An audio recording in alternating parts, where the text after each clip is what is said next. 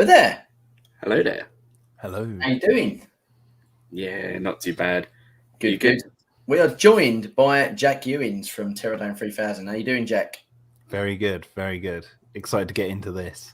So before we start, Jack, would you like to share the reason why you were so eager to join us tonight? I watched your carnivore ranking video and I enjoyed that very much. And then I saw that you had your herbivore one and it was like nearly an hour and a half long or something.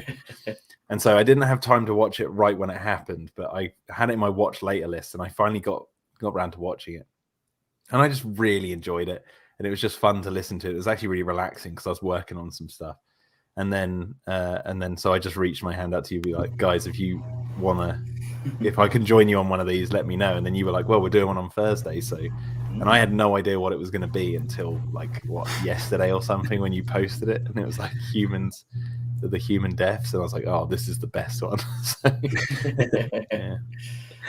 yeah, very excited. Yeah, no, we did enjoy that the other day. We're a little bit more prepared this time because it kind of, what I found is as we did it, it kind of took its own sort of journey. So a lot of the clicking wasn't planned and it ended up just, happening. So now we've managed to. You've organised the photos, which is a big one. I've tried to. Yeah, we'll see if it works. Yeah, we can only try, but hopefully it will. We've got a few people in the house. Big Shark, welcome back. Actually, Zul from the chat is here, and Zul, and we've got Doors Dinos. No, you're not late. You're just in time, as Steve just said below you. We've got Rover, and that is it at the moment. Where is everybody? Right? There's no one. We need more people. I feel like more than 3 people need to see us do this. So share, do what you want somehow to get more people involved. You've got Gamerman Dan, and Rob Rice have just joined. Welcome. There we go. Welcome, fellas. Welcome, Aiden. I've got me. I need to have a quick drink of the old. Yeah, I'm gonna have a swig. The old brew. I'm just really excited because usually when I'm streaming, I'm like painting and concentrating on doing work, and it's like it's very sit back and relax. Yeah, I'm just gonna sit back. I'm not the hosts or anything, so I'm just gonna enjoy this ride. Sit back and enjoy, and just view our different glasses on the stream. Yeah. Right. So we've decided on the topics or the categories of most brutal, most iconic and memorable, most controversial, entertaining, and forgot they died. So I feel like this is going to be quite controversial anyway between a lot of us. So what we plan on doing is the 3 of us are going to discuss what we think. You guys in the chat, feel free, obviously, to jump on and give your views. Steve is going to post some polls for you to enter in while we're doing it, so you can vote yourselves. It won't be for everyone probably, but likelihood it will be for the odd controversial ones where we're not 100% sure where to put them. So we're going to go through the movies from obviously the 1 to 5. There's no Camp Cretaceous involved, purely because I couldn't remember who they were that night and I couldn't be bothered to find the pictures. So we're just doing the movies instead. All right. So movie number 1, Jurassic Park, and we've got this wonderful human being, Joffrey. Joffrey, raise the gate. So where do we put Joffrey? Go. Shall I go? Yeah, go for it. Yeah. I would say put Joffrey in entertaining. You would put him in entertaining? Yes, because I don't think he's controversial, the death. I think it's an entertaining death. Obviously, it's the first one of the series. I don't think it's actually iconic. I think it's iconic amongst like actual hardcore Jurassic fans. So like we all remember Joffrey raised the gate and all that sort of stuff and him dying. But I feel like amongst the general populace, it's not like up there as like an iconic death. It is close to being in a brutal though, because he goes through a lot of trauma. His legs are being, yeah. So Do you I don't know know, what? even entertaining or most brutal, I think it should go in. For me, I found it more entertaining the more I've watched Jurassic Park over the years. Because when I saw this as a kid, it was terrifying.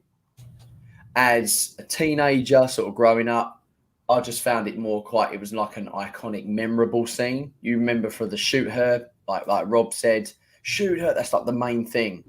And then the older we got, especially when like recently, when, me, you and Clayton just like ripped the crap out of this scene, the fact that there's an open, like the front of the thing is open, and none of them managed to tranquilize or kill this raptor and allow this guy to just get ripped to shreds, just makes it sound quite funny And controversial. and Because controversial. the more you think about the logistics behind how this guy dies, it is quite controversial in that sense. I mean, I get the whole like he has to go up there and raise the gate, and it's not a machine lever because that's meant to be like a lion box. Like when they trank lions and they put them in boxes and stuff, they always have that like, manual thing. It's meant to be a play on that. But why the raptor isn't tranquilized is what makes it controversial in my mind. Yeah, I see what you mean. So yeah, I am tied between like entertaining and quite brutal for exactly the reasons you said. And it is just a slow death. I mean, you just see the hand slowly get taken into the cage and out of Muldoon's grip. And it is quite brutal, but at the same time, it is quite entertaining. It's made more brutal by the fact. What's that, James? Like right now, what's your first thought? Like instantly, do you find it funny when now. you really? You don't find him sliding up and down funny? Yeah, kind of, because the rat. Have we ever seen a raptor be that strong since that moment where it just lifts him completely up in its jaws? Like, yeah, I'd expect that from the Indoraptor. Yeah, not so much a normal Velociraptor. I couldn't imagine Blue doing that. It didn't lift. What's his name? Hoskins, did it? No, you didn't really see it, but the thing is though, like the reason I want to put brutal is I think because they're holding on to him, that's making it worse. Like if they just let him go, he'd be dead quite quick. But they're really trying to hold on to him, so his legs are just being torn to shreds. Like, I mean, look at that photo as well. Look at him. I mean, look at that sock. Look at that sock just stood there in the background. Okay, right. I'm happy to put it in. Yeah, but it's not brutal. It's most brutal. Actually, your Rover brings up a good point in the chat. He dies off screen. So, we see the beginning of his death, but we don't see his death. So that now he's brought that up. That's a big drop back down to entertaining for me. Entertaining. Steve, are you happy with entertaining? You're not, are you? It's the last scene where it's obviously his hands going through the grass of Muldoon, and then it fades out. Oh, I guess he does die there, doesn't he? Yeah. Oh, and it also should be noted that the raptor is supposedly dead in that scene as well, because we hear all the gunshots going off. We hear the shotguns just blasting.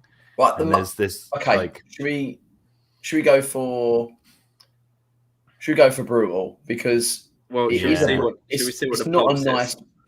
Sorry. Should we see what the poll says? Okay, put the poll on. Let's see the result. If and when it ever pops up. Yeah, it's about a 30-second delay.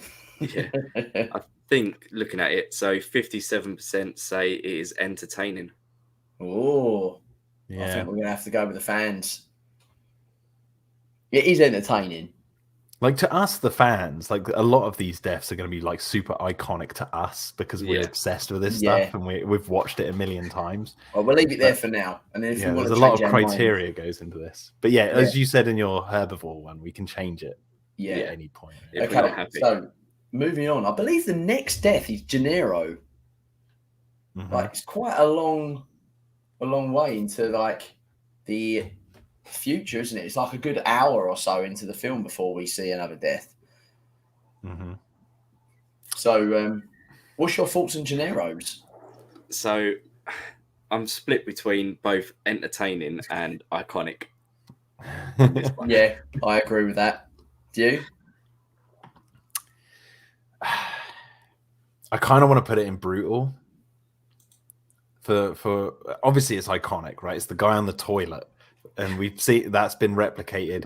They even did like a movie awards where he, like the actor, got an award for most iconic death. Like they did a whole, it was almost like an MTV Movie Awards skit or something like that.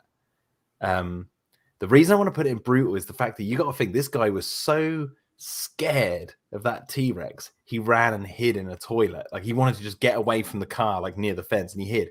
And where did that T-Rex end up turning up?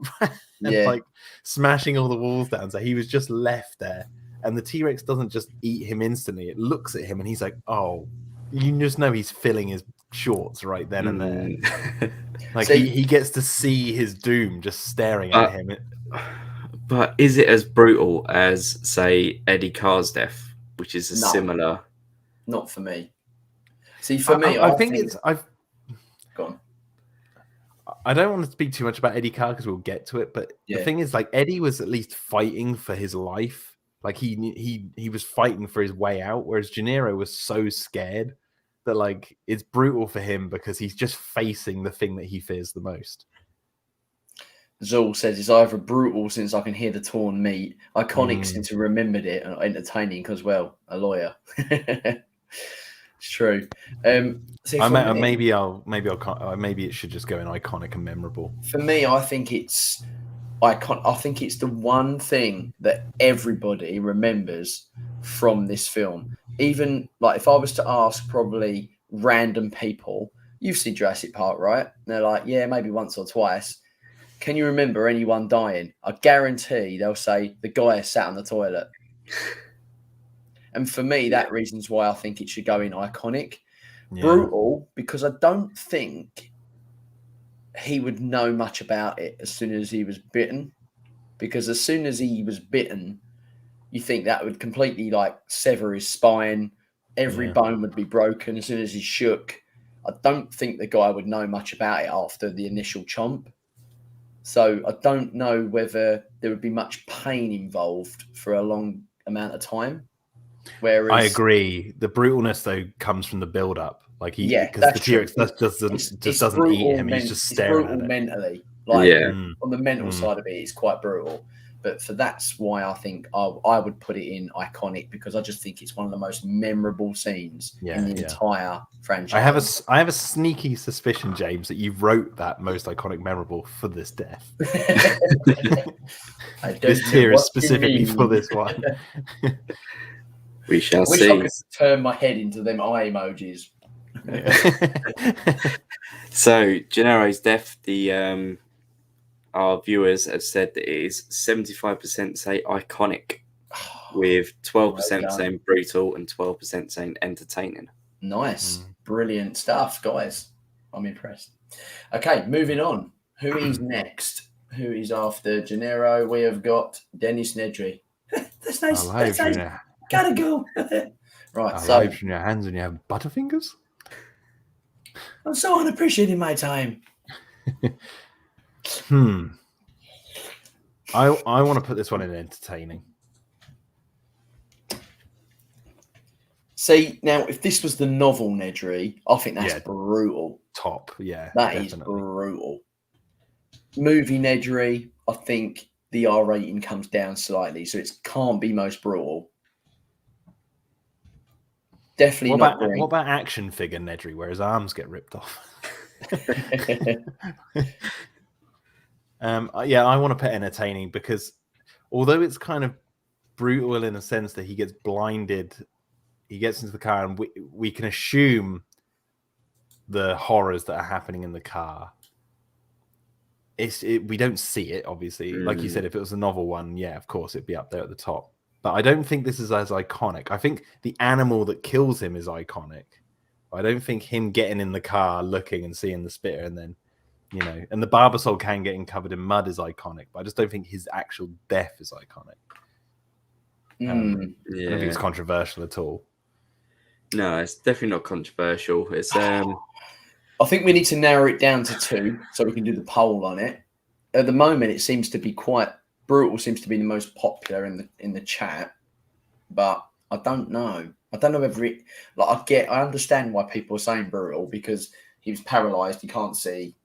I thought he was safe. He's kind of getting eaten alive in a way, but we don't actually see it. We just see the car shaking. Yeah, he's having a bit of a good time with the Dilophosaurus. Yeah. We could have just been trying to open a door to get out. Yeah. So that is a good point. I don't know. For me, I think brutal. You've really got to go through a full stage of being killed, and I think when it just disappears. I mean, he was trapped in a car with this thing, so I feel like it does kind of fall into that, Steve, a little bit. Imagine being trapped in a shoebox with the thing that's trying to kill you. It's like that. It's like it's right there. There's no way. It is quite brutal. It's a tough one, this one, because I don't really think it's entertaining. Because I remember specifically when I was little, this scene actually freaked me out a little bit. But isn't that the point? That was you being entertained by it. Exactly, it is the point. Definitely not green. Nah. I reckon it's like we need another category for not as brutal, but more entertaining. Yeah. Entertainingly brutal. Do you know what? Right, what are you saying? Because I'm sure we can come to an agreement. I'm saying entertaining. Right. Okay. See, that didn't enter my head. That entertaining. I'm gonna go brutal, to be honest. I'm gonna go for.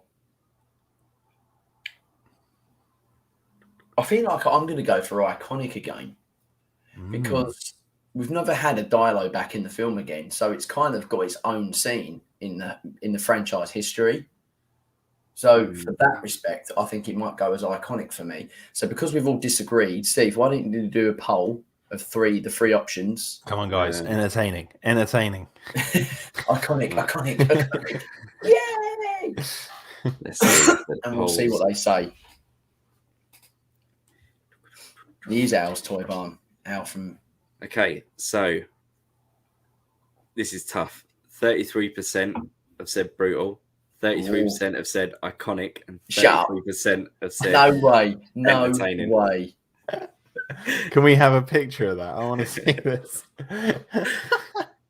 That is unbelievable. Where's me snipping tool? I want proof of this tie. Oh my god. Oh, see, God, this makes me wonder about all the other ones we've got coming up. That means that only 9 people have voted, surely. Yeah, 9 people voted. So there's 10 people in the chat. Yeah. Unless you're one of them, Steve. It might be 11 because I've just jumped in to see. Someone said perfectly balanced. Perfectly balanced. Maybe you need a new tier called perfectly balanced. In JP's life. Jack could be the key to this vote. Right, Jack, you need to pick. Brutal, iconic, or entertaining. Whatever you say goes. Yeah. That's not me, by the way. I didn't just chime in to be like, entertaining. Yeah. How convenient. While we wait for this, the reason I want to put entertaining is because it's every death can be brutal if we break him down, but I'm looking at it from a film point. We see the car rocking and we hear him screaming. It's like, okay. So it's off screen. The build up to it's cool with the spitter and stuff. I'm going to put him there for now.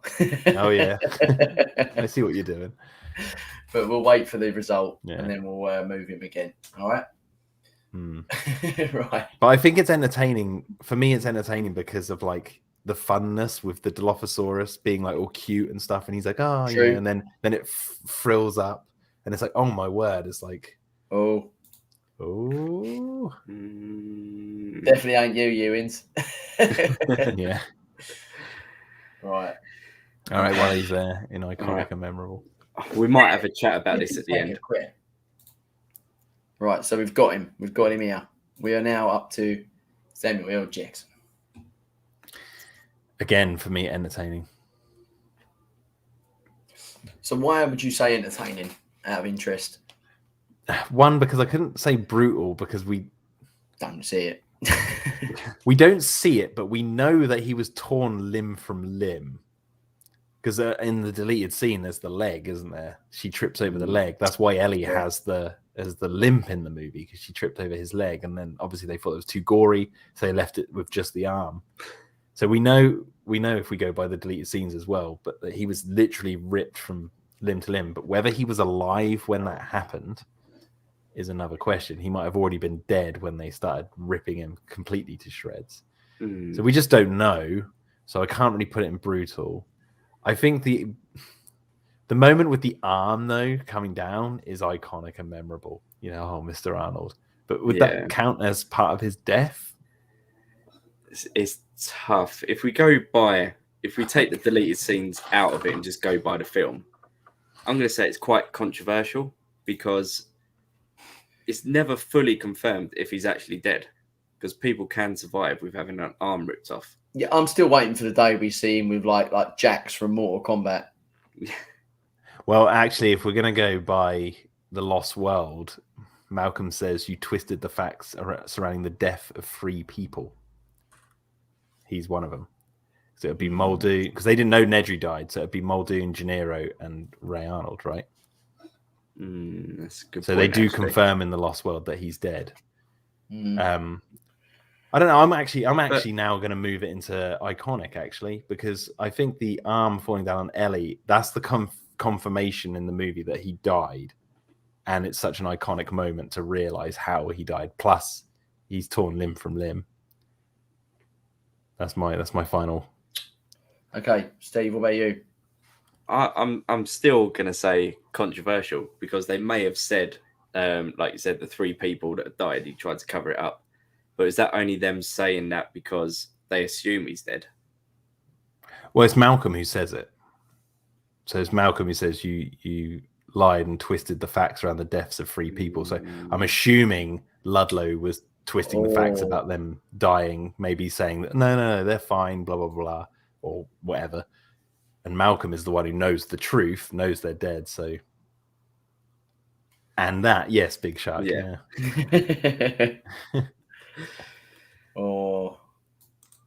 I don't know where I fall on it, to be honest. I agree with both of you, and I don't actually have one more than the other. So I don't want to put everything down to the vote though. Let's go. I think I might go my iconic. As much as I agree, Steve, with the whole arm situation, the Lost World conversation, and like Big Shark said, I think it could probably work in its favour as being iconic. I don't think. See, controversial is very. Is the word controversial can mean, okay, we don't actually know what happened, or it's there's debate around it. Debated enough. Yeah. See, his death isn't debated. Like, no one's ever questioned, is he actually really alive? It's more of a fun thing. I'd love the fact that Arnold's alive with metal arms, rather than there's more of us just like mucking around. Whereas, for example, like some of the deaths that come later, like really are like a divisive conversation in the fan base. I think, which I can't wait to get to. Yeah, no, not gonna lie. I was surprised we got stuck on Nedry though, like just debating what was happening. Nedry, But I think he should go there. Okay, so you've said iconic. The stream also agrees with you, but it's close. 7 votes, 57% iconic, 42% controversial. The issue here is Ray Arnold's death is kind of strange because it's only the arm dropping on Ellie. Like, in 1 second he goes, I'm going to go off and sort the power out. The next time we see him, he's just a severed arm falling down. That's it. So it's not so much like an iconic death as in we see him die. It's an iconic moment of when we realize he's dead. So that's why it kind of becomes a bit. Now I'm thinking it's controversial because of that. It's controversial whether it should even be on this list. Yeah. Okay. There's really no better to wrestle than Raptor, for instance. Right, we are Okay, ready. we all know where this is going. Yeah. Go on then. I reckon we'll all disagree. Iconic, memorable. I forgot he died.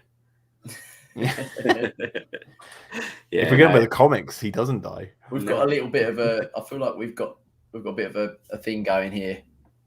Mm-hmm. Notice that all the Because Jurassic his Park death ones- his death is quick. I'm assuming because it's biting his head. Yeah. So I'm guessing it's the brutalness of it is quick.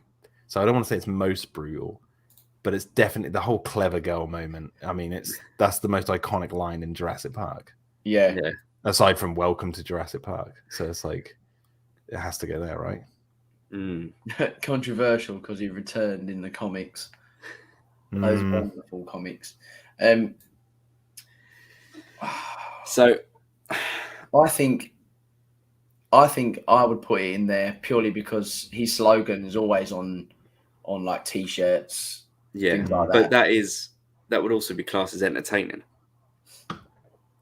Yeah, but when you watched that film, was you entertained by that death, or was you mortified by that death? No, I was actually quite entertained. The fact that he managed to turn round and go, "Clever girl." It is entertaining, but it's more iconic than entertaining, but there is a little bit of entertainment in that. Iconically entertaining. Yes. New category. Iconically entertaining. Just out of curiosity, can you add another tier while we're doing this or not? Or is it locked in? I don't know. I don't want to risk it. So. Yeah, no, nor do I.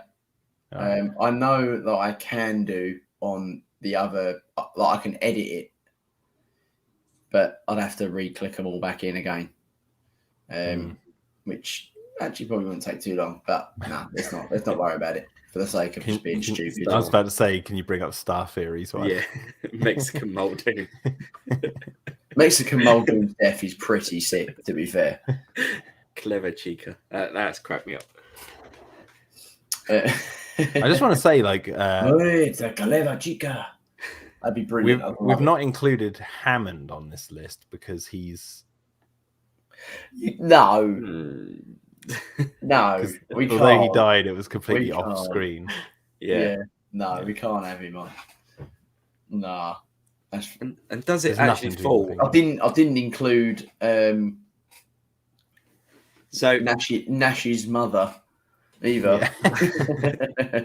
If we were to include Hammond, what category would you put it in? Because I'm trying to look, and you don't forget they die. It's not entertaining. You don't know. I'd say it's controversial. Yeah, I would too. Yeah. Because there we go. We all agree. So many different people. So many different people would have a different story arc for Hammond. So many people have different interpretations as well of what happened there. Because of the ineptitude of dealing with the raptors, it's perfect how he died. It is, which therefore makes it quite entertaining, actually. Yeah, it is quite entertaining.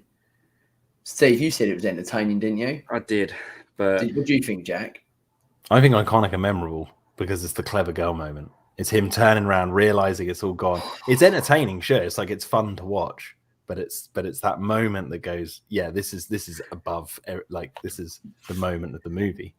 I agree. Okay, but is it also entertaining because Muldoon's an idiot?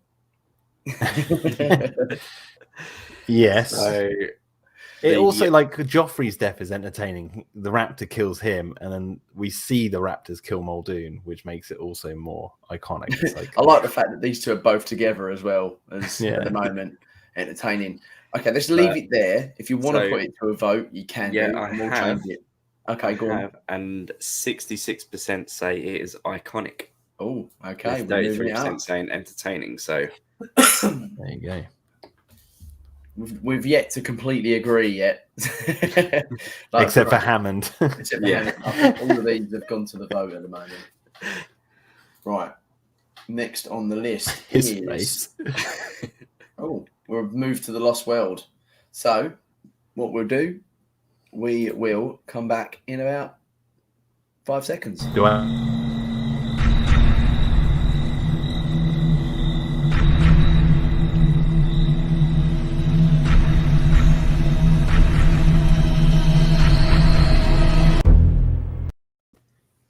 Hello, we're back. I was going to say, do I have time to go get another drink? No, you don't have that long. 5 seconds. I was like, oh God. No. Okay, I think we all agree on this one. It's got to be up there with the most brutal, isn't it? Being torn in half. Yeah, but that's quick. It's a quick death. It's a quick death. But you do hear him scream for a good 5 seconds. Well, yeah, we hear Nedry scream for longer, and he's in a lower tier.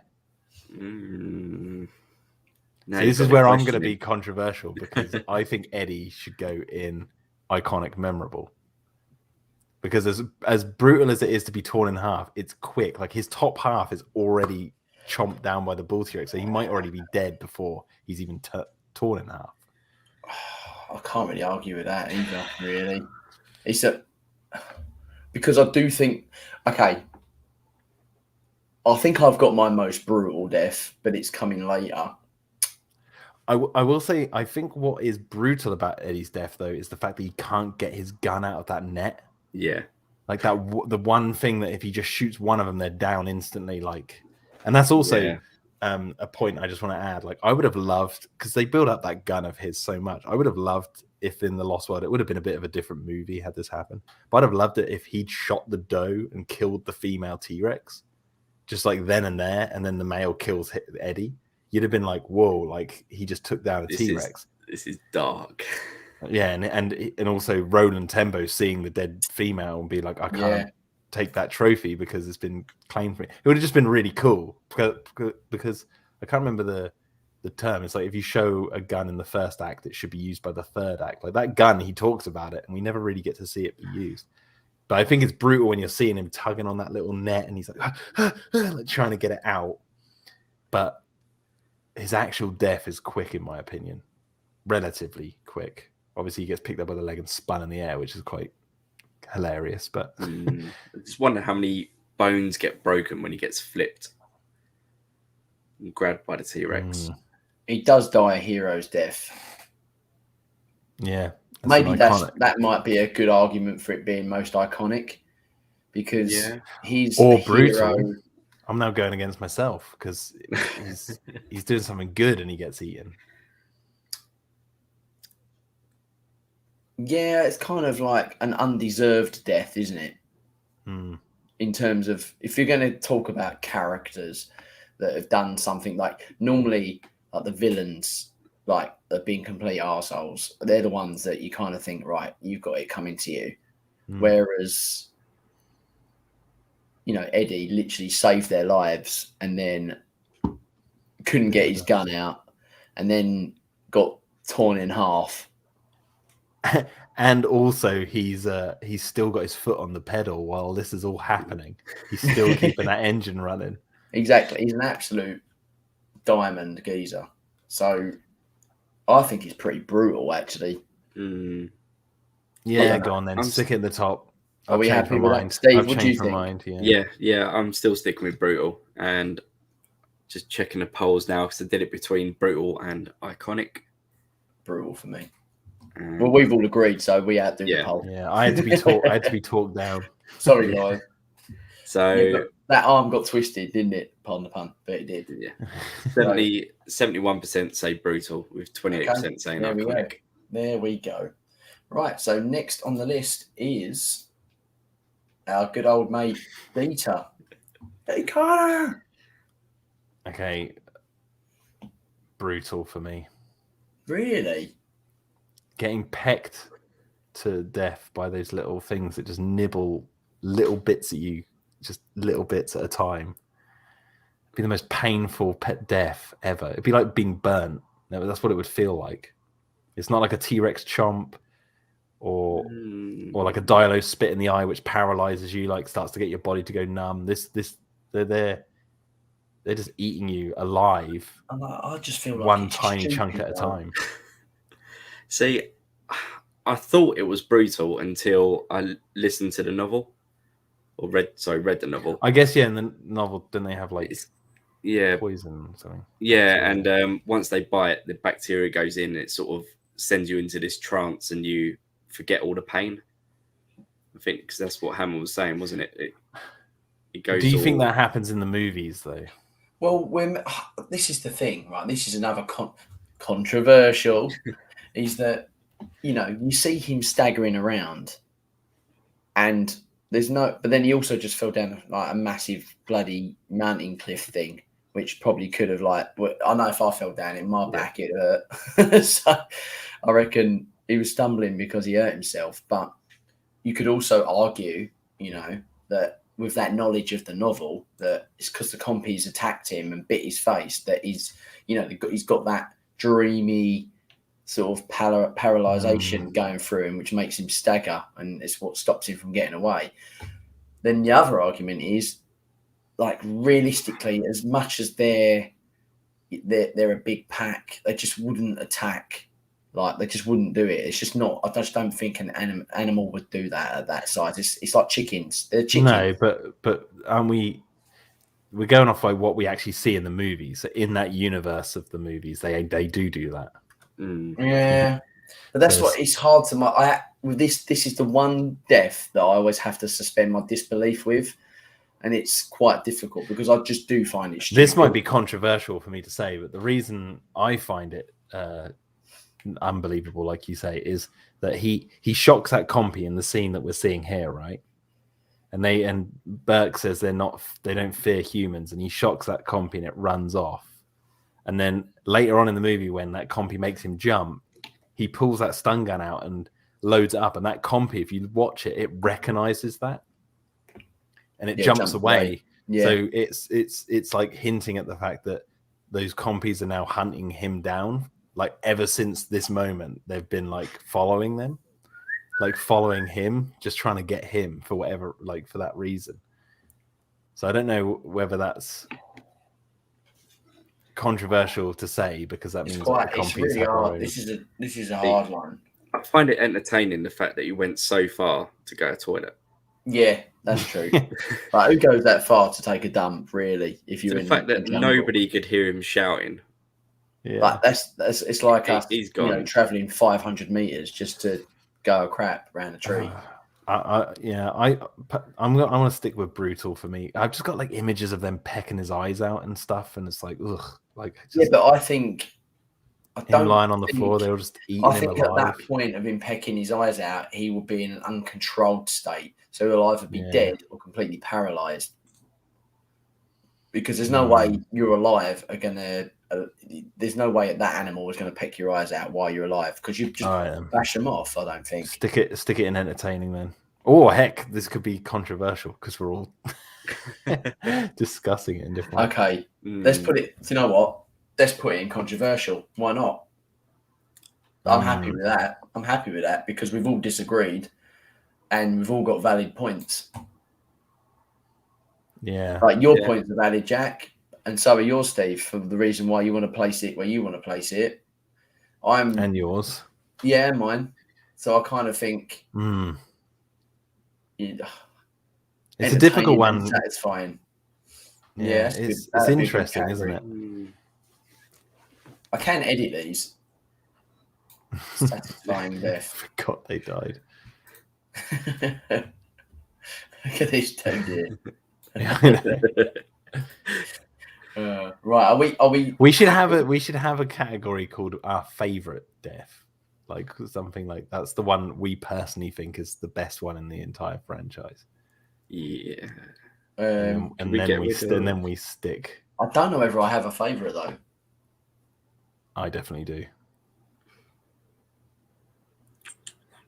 I think Eddie's might be, or. We can discuss it at the end once we've finished. We'll have to talk about it after. I did a poll on his death, and 57% say brutal, 42% say entertaining, but nobody said it was controversial. Which is controversial?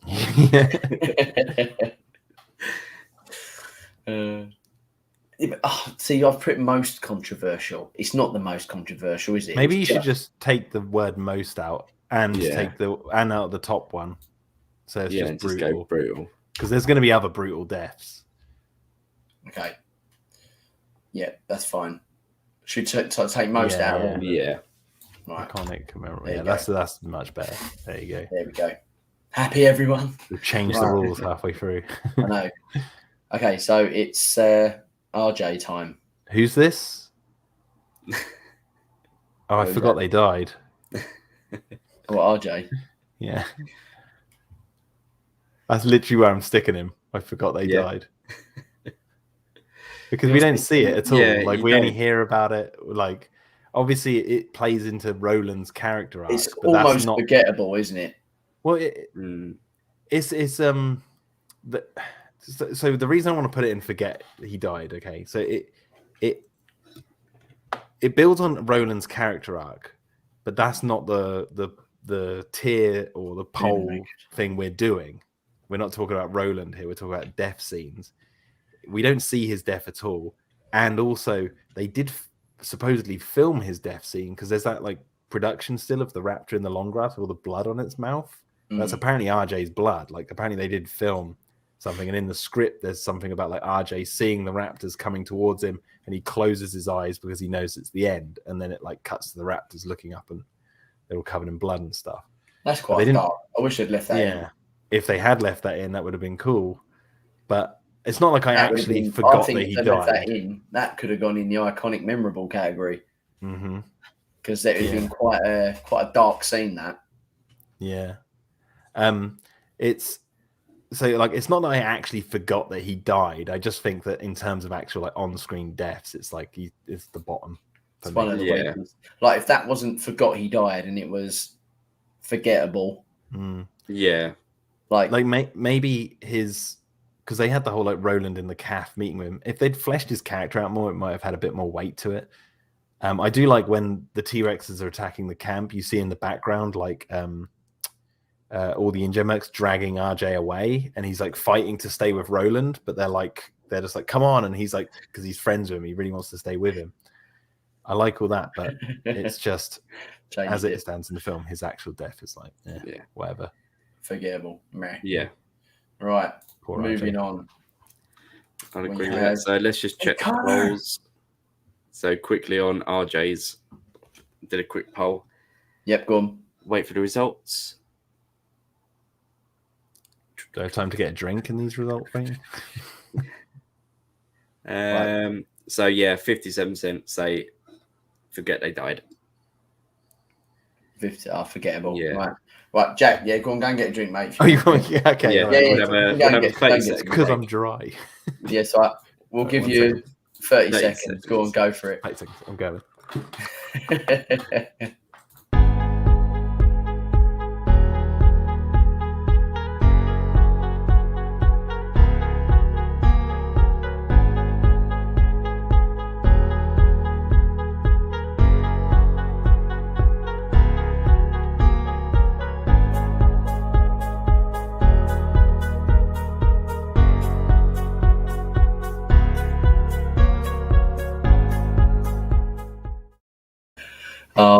Never seen a man move across his living room so fast. He was like, make my drink here.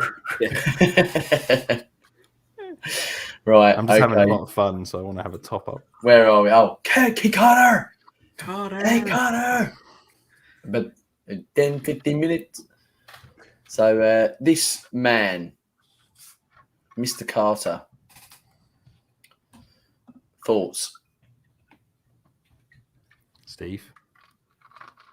Let me just type. Well, James, go you go, and then Okay. Yeah, James, I don't want to go first. Okay. For me,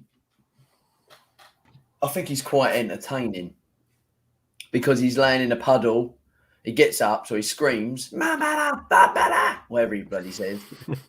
And then he's running, gets knocked over. Then he gets knocked over again. And then he goes, and then gets trod on. Might I say, by the biggest bloody T-Rex leg I've ever seen, visually. It's like Godzilla treading on him. I just think it's quite entertaining. But at the same time, it is very brutal way of dying. He first then almost drowns in the puddle and then gets squished to death and stomped on. But he wouldn't know much about it. But then I can add to the entertainment value of it. He's then stuck on the bottom of the T-Rex's foot for 3 more steps. I'm totally with you, James. Entertaining all the way.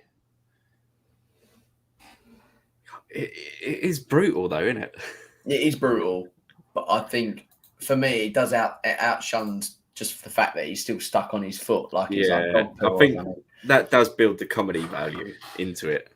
Yeah, I don't think it's forgettable at all, and I don't think it's iconic or memorable. I mean, it is to us Jurassic fans, but I think it's one of those ones that I think the everyday person probably doesn't remember.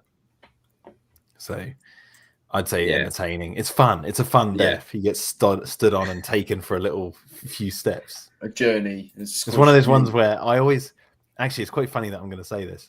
Like, I always forget that it's about to happen whenever I watch the movie, and then when we get to that moment, I'm like, oh yeah, he gets stood on and taken for a while, and then I love it. Yeah, it's like when you stand on chewing gum. Yeah, that's right, Chris. Okay. So the polls actually say that it's 57% say brutal. Really? And only 28% say entertaining. Wow. Well, they're wrong, Steve. They're wrong. That's the thing. We always go to the chat, guys, when we don't agree. But when we agree, we're just going to outvote it. Yeah. Because we have the power. Right, so we have Dr. Burke. Dr. Robert Burke. Based on Robert Backer, I believe. So, this is a tough category. That's Mike Farm. It's a tough category to put this in, really, because it is a good death. It's a snake. It's a snake. But I can imagine that being absolutely terrifying if you are petrified of snakes. Yeah. But would a paleontologist be petrified of snakes? Probably not. Probably not. But well, it depends on what snake. There's a reason. I might be wrong about this, but I think they picked a corn snake in the movie because it's got the red, white, and black rings, because there's another snake that has just slightly alterations, insanely poisonous. Yeah. So I feel like that's when he's like, he looks down and sees it. He panics because he's like, oh God, it's snake. Yeah. And in fact, you just don't know what's on InGen's list. So it could be a InGen snake. I'm going to agree with Jurassic Theory here. I think it's forgettable. Stupid. It's stupid as well, to be fair. I actually think there should be a stupid category. Well, because part of me, whenever I watch the movie, it gets to that moment, and as much as I love the visuals of him being dragged out of the waterfall, taken up, and then you see the blood come down, that's all cool. But the thing about that is the whole snake premise. I think back to the first book where Tim gets the tongue wrapped around him, because this is what the scene's referencing, right? Yeah. Because the tongue licks Sarah, and I'm like, where's that moment where it like licks Robert and then just goes, oh, food, and just bites him and takes him out, and you're like, oh my God. And then they get further back in the cave, and then it comes back in and licks Sarah, but it just can't quite get to her. I feel like there's a moment there they could have made a really tense moment with the licking and play straight into the T-Rex. Whenever I watch it, I'm like, yeah, it's kind of a missed opportunity. They just have him see a snake and get scared, and I'm like, I would have done this differently. You had that big, nice T-Rex tongue. They could have done so much with that more. That's true.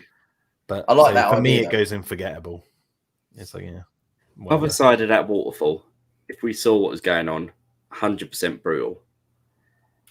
But for what we see, I will have to agree with you. It is forgettable.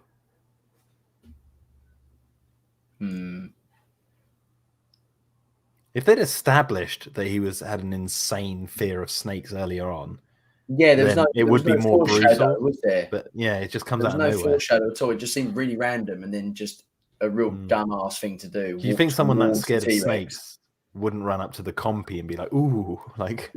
Think they'd be scared of all little things like that. Yeah, people that are scared of snakes generally probably would be scared of reptiles. Full stop. So it kind of controversial, but let's put it in forgettable. I agree with that. Put it to the chat, Steve. Anyway, Yeah, I've just created thing. a poll, so we'll give it a few seconds. I like this chat poll thing. It's fun. Yeah. It's cool, isn't it? Yeah. Okay, we've got our mate here. Bam Sam. But, yeah. What they didn't realise is this is Nash is this guy reincarnated in a later film because it seems to have the His same brother. reaction. Yeah. Iconic. Okay. No, not I for wouldn't me. go as iconic.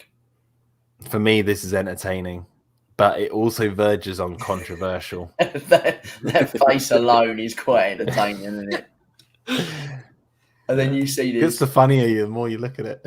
yeah, like it's like,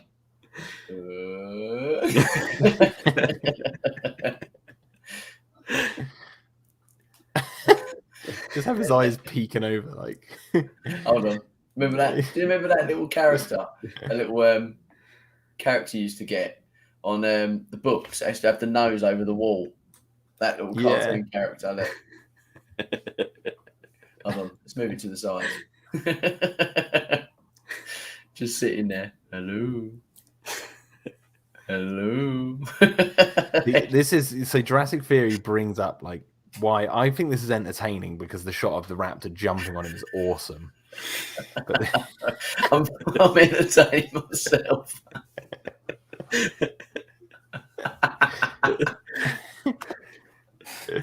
Oh mate, this has got to go. just do it from the side as well. Just have it poking slightly out of the hold side. Hold on, how do I rotate?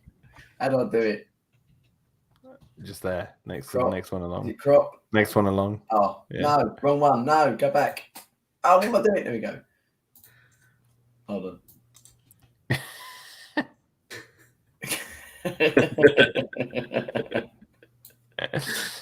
Oh, mate. Right, sorry. This has got to go entertaining.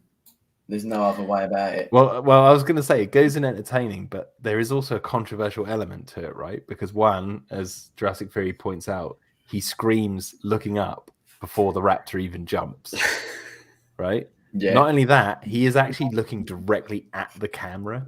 So it's almost a fourth wall breaking moment where he's looking directly at the camera going, ah, like this. I think. Yeah. Oh, But it is entertaining. And that shot.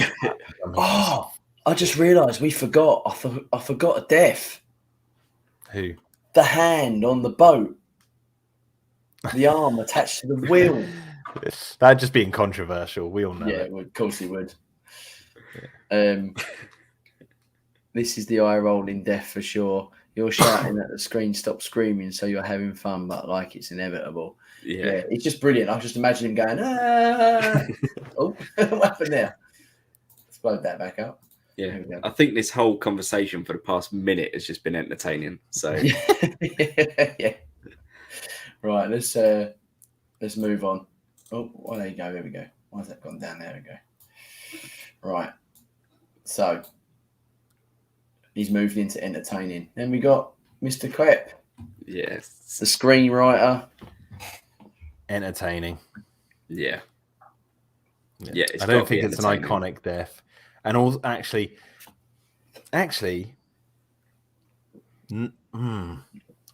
I hate, this is one of the things I actually don't like about The Lost World, right? I really don't like the noise he makes when he dies. It's too cartoony. And it's, but it's not only that, it's the sound design. Like he's so loud above everything else that you can really hear his voice just go, even though he's behind the car. And it's like almost too cartoony for me. So I might stick this in controversial personally, but it is an entertaining death to see that T-Rex like spot him, and he's like, and it's David Cope, you know. Yeah. And he's called Unlucky Bastard in the credits. That's got to be very, just entertaining. very good itself. point. Probably one of the easiest decisions we're going to have tonight, I think. Yeah. Right. Next, do you guys are all just fine with the sound he makes? You don't mind that. To me, it's like a cartoon. It's like a Tom and Jerry type. I don't know. Yeah, and it's really loud. Like it's so loud above every other sound, even the T-Rex. That's true. Yeah, it's just the fact that it's like in the forefront of the sound effects. Yeah, but there's always random sort of I think we've noises in Jurassic Park, isn't there? I mean, take true, Nedry. Yeah. The banana slip. Yeah. No, I think Rob is Clayton's biggest fan. Every show. I think Clayton did a video on that. I think he did a video on that. Yeah, Clayton pretty much does a video on everything Jurassic related. Yeah, I could probably guarantee that anything we talk about, Clayton's probably done a video. Right. Well, we got Ludlow. What do you think of this, chaps? Do you think he belongs in entertaining? Or... What do you think, James?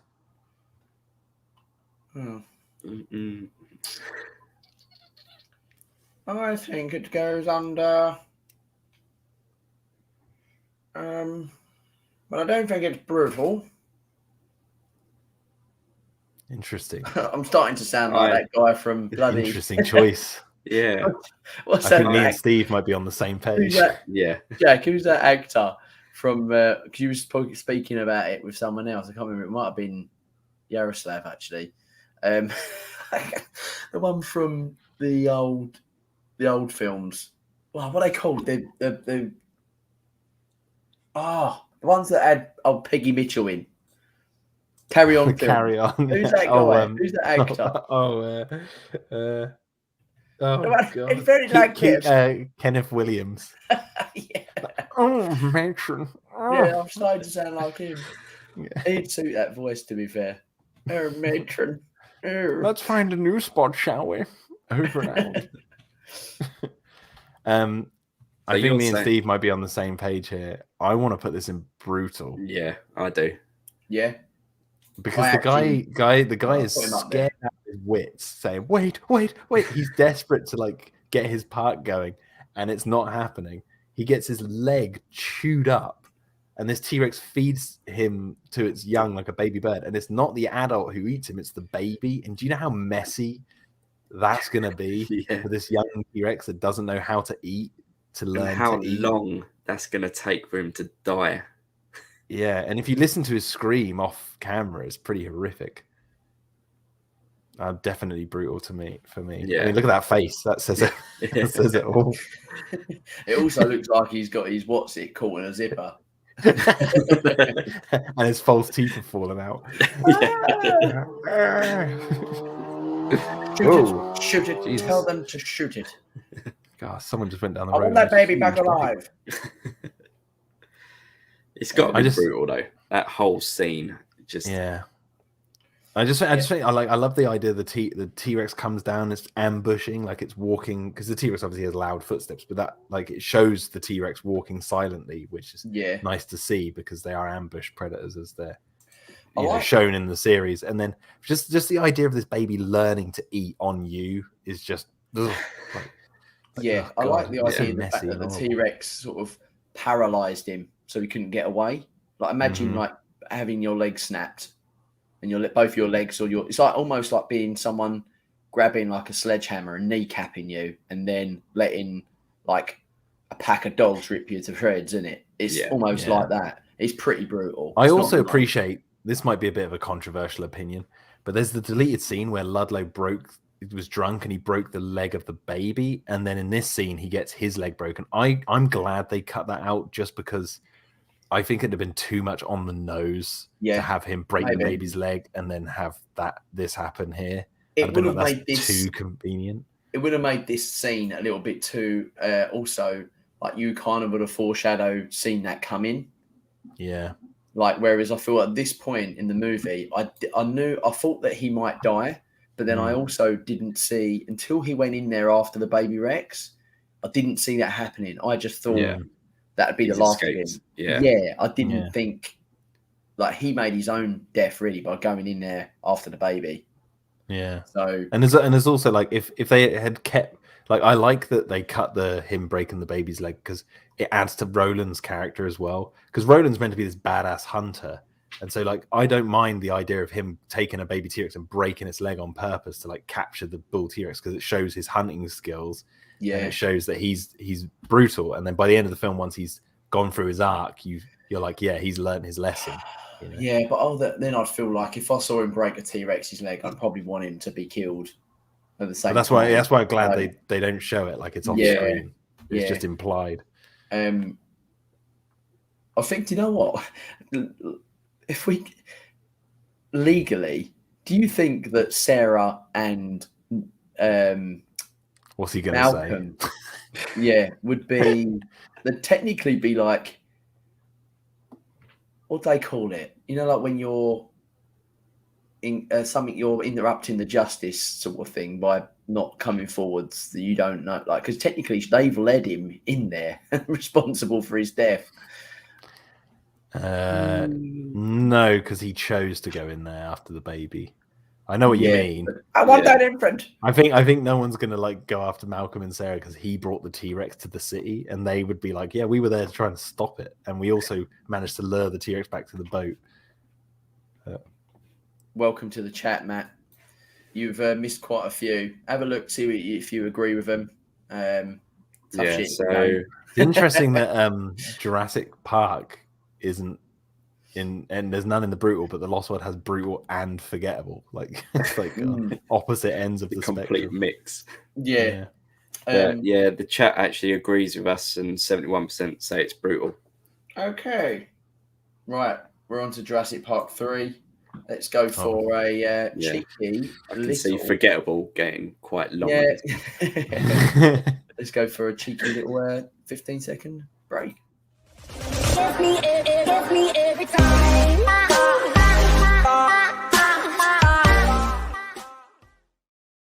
Hello there. Right. So, by the way, if you are new and you haven't seen us before, or you're coming over from Jack's channel, which is very nice of you, hit that like and subscribe button. That'd be very helpful to us. Subscribe to these guys. They got fun videos. You know, you could be our, third subscriber. We don't, for some reason, the channel doesn't particularly grow very much, and I don't understand why. No one tells us. If you don't like us, tell us why. We don't waste time then. But anyway, moving on, getting the boring stuff out of the way. We have got Jurassic Park 3 opening scene here, which is quite controversial. That's where I want to put it. Controversial. Yeah. When it came up, my initial thought was forgettable, because for instance, the guy with his back turned to us, unless you have like the 4K and you really zoom in, you never see his face. So you don't know what he even looks like. Whereas like the guy on the left, obviously we do get a good close up of his face and stuff. And I thought forgettable because we don't know really how they died in the final cut of the movie, but it's actually controversial because I think there's a divide amongst fans as to what they think happened to those guys. Yeah, I'll agree. It is very controversial, isn't it? It is. So... And you did a video on this, Jack, didn't you? Because you did the one with the Spino involved. Yeah, I did a fan cut, which I don't know if people know about, but I did a cut of. Go on, you can plug it. Go on, go for it. Go on. I'm going to try and actually compress this down and re-release it. I did a cut of Jurassic Park, The Lost World. Sorry, not Jurassic Park, just The Lost World, Jurassic Park 3. And I merged them into one movie, a 3-hour-long cut. And I turned Sauna into Nublar. So in this version, this alternate history, Sauna never existed. It's just Nublar. And in this sequence, I added in Spinosaurus sounds. And for me, when I watch Jurassic Park 3, I think it is the Spinosaurus because they have the shot of the frill coming out of the water at the end. And it's not like the Spinosaurus is wading. It's fully submerged. So it can swim completely underwater. So I think that's what they were trying to hint at. But obviously in the script and the way it was meant to be the Pteranodons. But that makes no sense when you watch the final movie because the Pteranodons are still It's the most iconically controversial thing in it because it's such a massive plot hole. You've got the skulls that are in the Pteranodon nest kind of hinting that this is where they were going. They're skulls, yeah. And then you've got the cage being shut with no crack in the cage for them to get out. Yep. Then you've got the mist that then links to the Pteranodons. Yeah. But the Spinosaurus is the only thing that can swim that would make sense that's out of an enclosure. So it's kind of like, what? If they showed the Pteranodons leaving a hole already But then they Yeah. fly away at the end, so it's like they're free, so they like want to go find new nesting grounds. The film's just a mess. So but it should just go in controversial. Yeah. Definitely. It's definitely not forgettable. Even though that was my initial No, thought, it's not forgettable because everyone keeps thinking about it and talking about it. So it is a topic always up for discussion, and I guarantee you can bring this conversation up in 10 years and people still have the same conversation. Like, I don't think, even unless it gets mentioned in movie canon, even with your viral marketing, Jack, I still don't think we're not touching it. I was going to say it's too plot holy to even, I think, touch. If I touched it, it would be Spinosaurus, and I think I'd make some people upset. So it's one of the reasons I don't want to touch it. Just leave it. Do you know what would be quite a good little? You could, depending on, obviously you can't talk about this, Jack, so you can go mute. I was not literally. I was just saying you can just go mute and not say anything. Yeah. Well, on Dominion, Jack's telling us everything about Dominion right now. Grant, what? He's currently talking about how Grant gets fed into a wood chipper in the next movie. Yeah, that's such right. An iconic scene. It'll be I number called one on there. Yeah, you did. Am I still muted? Am I still muted? Oh my god. Yeah. No, this would be perfect for like a mosasaur attack. Although technically the mosasaur would then probably just completely. I don't think if I was to tackle this somehow in the canon at some point in the future, I'll say this, right? I would do more cam footage from from the camera that they're filming from. So you would only see their feet, and then they'd film, and they'd be like, "What happened to the boat?" And then you would see you'd see like a sail under the water, just like Jaws, just dipping under the water and disappearing. And you'd see the shape for a split second. And they'd be like, "Oh my god!" Like, no, not yet. Like that kind of thing. Out of interest, why not? Can you maybe speak to Manuel about that? Well, we're very busy doing other things, but if we get the chance to do it, that's what I would do. Yeah. Post, obviously, Dominion viral marketing. That might be something fun to do on the because you would only film water, just be water from the air, and the boat, and the boat's already in the movie, so you just model the boat, and it'd be really easy to do. Yeah, there's a way of doing it. That'd be great. Release the Eric Kirby tape. Yeah, the Ben Hildebrand tapes. I'd love that. There you go, the Hildebrand files. Speaking of which, there we go. Wait, but is he next in the movie? No, not yet. Yeah, because the next scene is, I guess, Alan Grant, doesn't it? I guess chronologically, yes, he is the next to go, isn't he? Yeah, because then they land. But we don't see his body. He's not. No, he's not. No, but we don't see his body till later. Yeah, but technically, he did. He did die from this accident.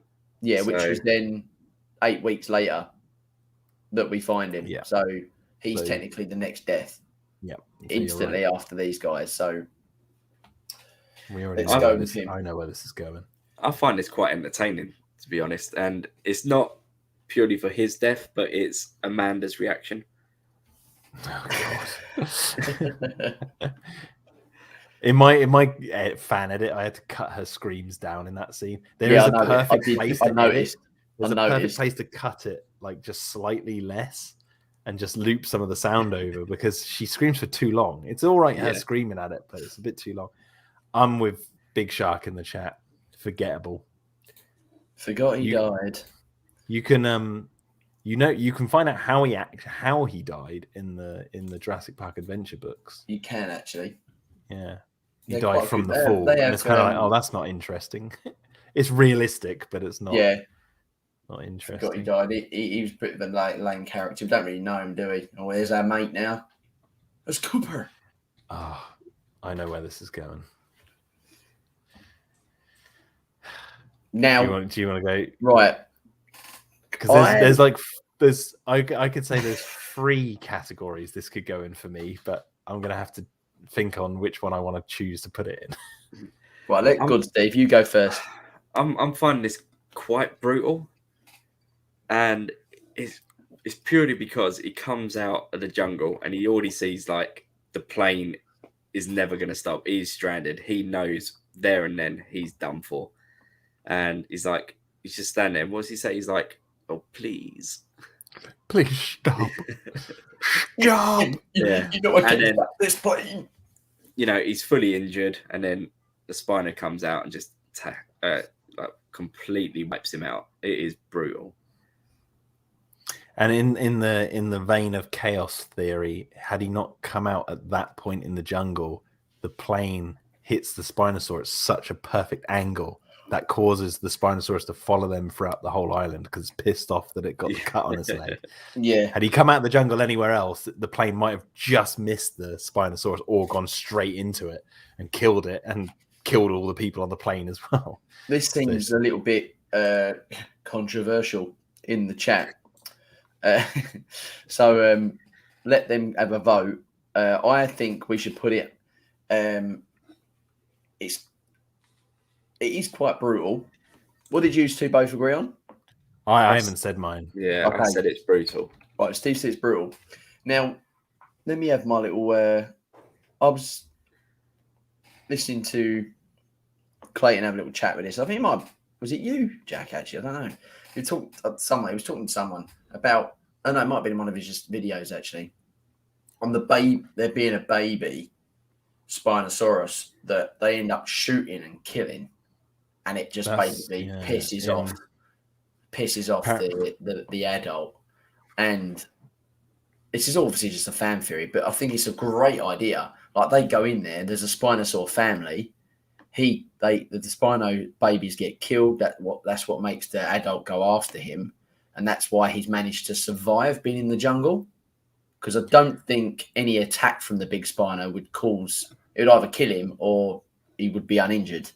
So it doesn't make any sense for him to have all the cuts and the bruises and the rips without actually physically having any attack. So you could have had the baby might have attacked him, he killed it, then the adult comes after him pissed off. And I like that little theory that Clayton had.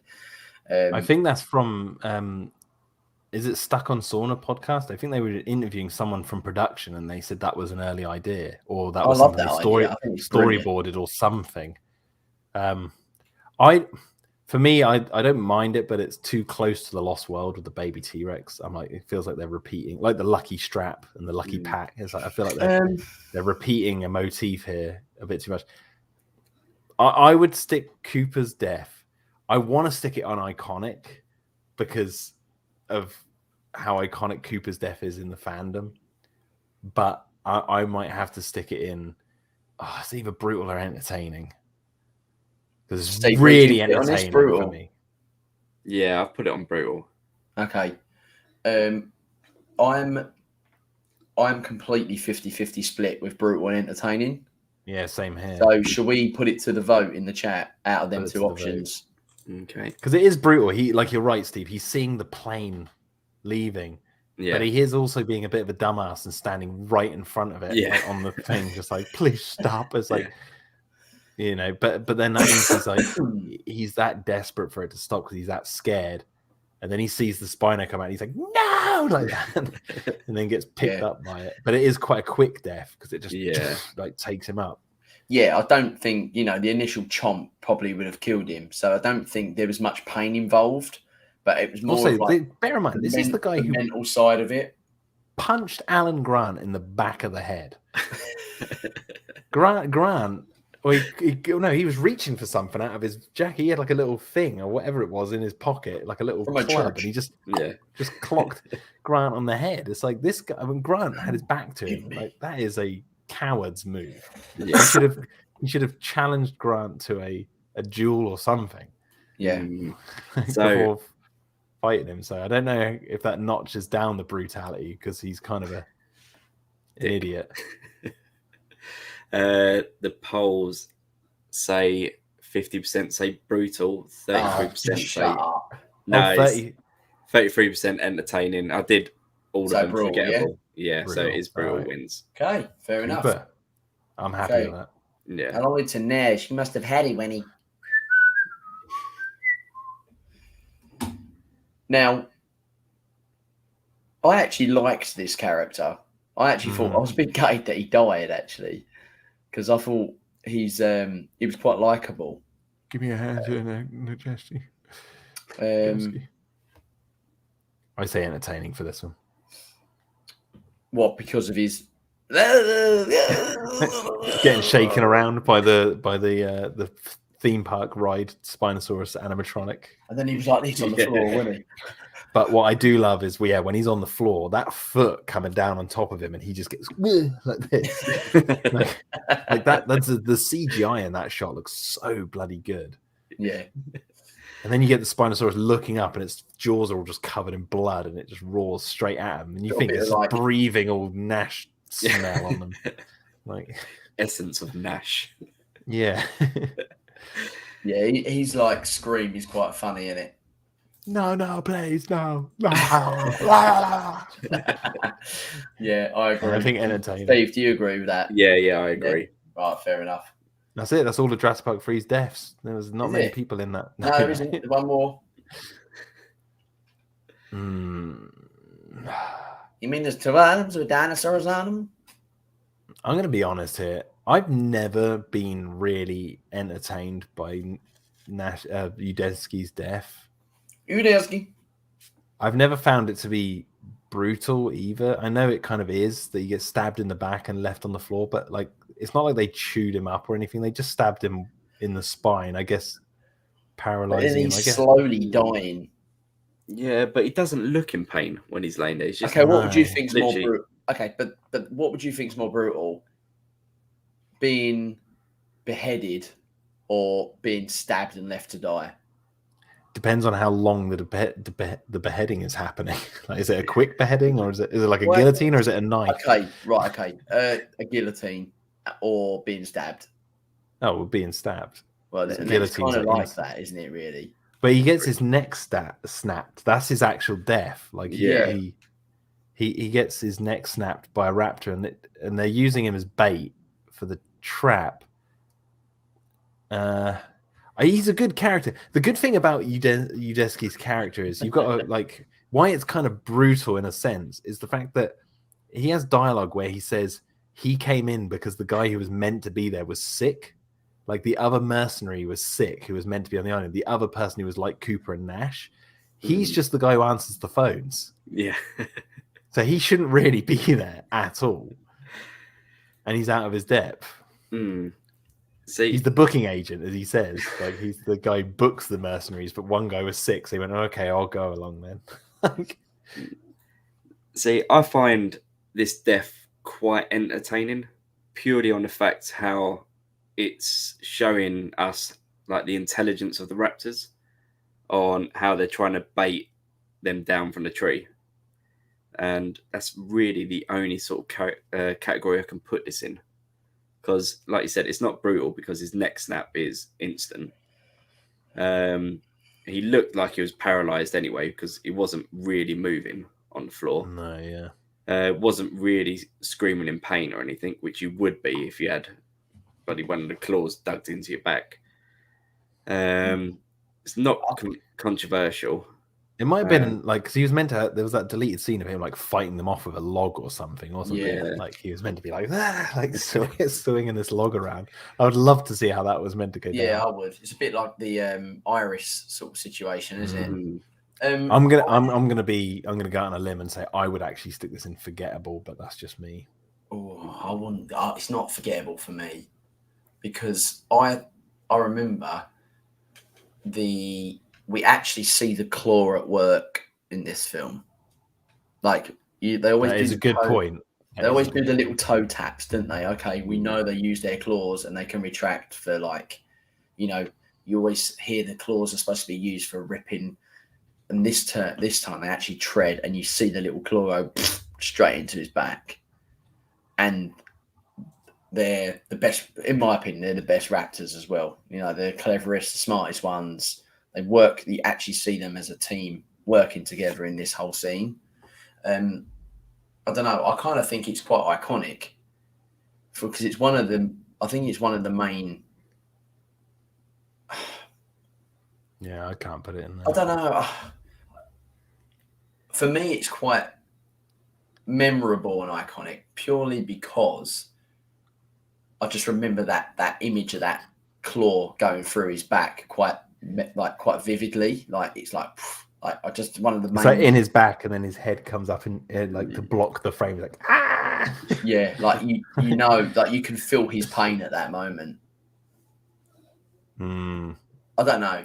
The reason I want to put it in forgettable is just because it's like I feel like, you know, the Lost World video game, like when the raptor uses his claw on someone's back, it doesn't just stick it in, it goes like this. I'm like, I wanted more of that. This they just go and then they run off. Yeah. I'm I like, must it's kind of a bit like underwhelming. Yeah, that video game is pretty brutal.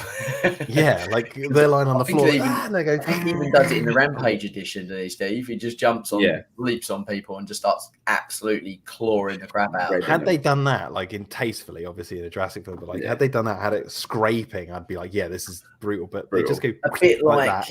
And I'm like, this is the claw. This is meant to be something to be feared. And I get that it is kind of brutal. It's just one stat. Yeah, I guess that kind of makes it more precise. It adds to their smart, to the intelligence, because they're just like, look, if we just hit him here, he's down, like done. I don't know whether it's classed as. I'd say if you compare that to like that scene that Leonardo DiCaprio goes through with the bear in that is brutal. Like he gets literally torn to shreds in that film. Like, don't get me wrong, it was so cleverly made, and it probably took a lot of like choreograph and stuff, you know. But that's classed as brutal. That is what, and like you said with the raptors, like streaking its like legs like this across its back, that would have been brutal because he's literally getting torn. Maybe I can change my opinion on brutal. What did you say, Steve? Entertaining? Yeah, entertaining. Right. Okay, let's put the vote. So you got two of us are now lower towards the bottom of this. Yeah, you were at the top. Right. So I'm off the top now. I can settle for entertainment, but I also, like I said, think it's quite iconic because of that. I will buckle and say it can go in entertaining just purely on what you brought up. I think it was Steve brought this up. It emphasizes the raptors like using him as a bait for a trap, and it's like his death is being used as part of a character building thing for the raptors. Okay, let's go entertaining then. I'm happy with that. Well, I don't mind. Jack, the votes, we were tied on forgetful and entertaining at 14%. Iconic got 42% and brutal got 28%. Right. So we're on to Jurassic World. We will be back in 10 seconds. Give me every time.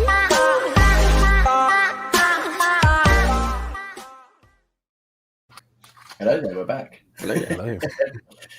So, first death in the franchise of Jurassic World franchise, I should say, not the Jurassic Park anymore. We've moved on. This guy even have a name? Yeah, it's on James. It's on his tag right there. James something.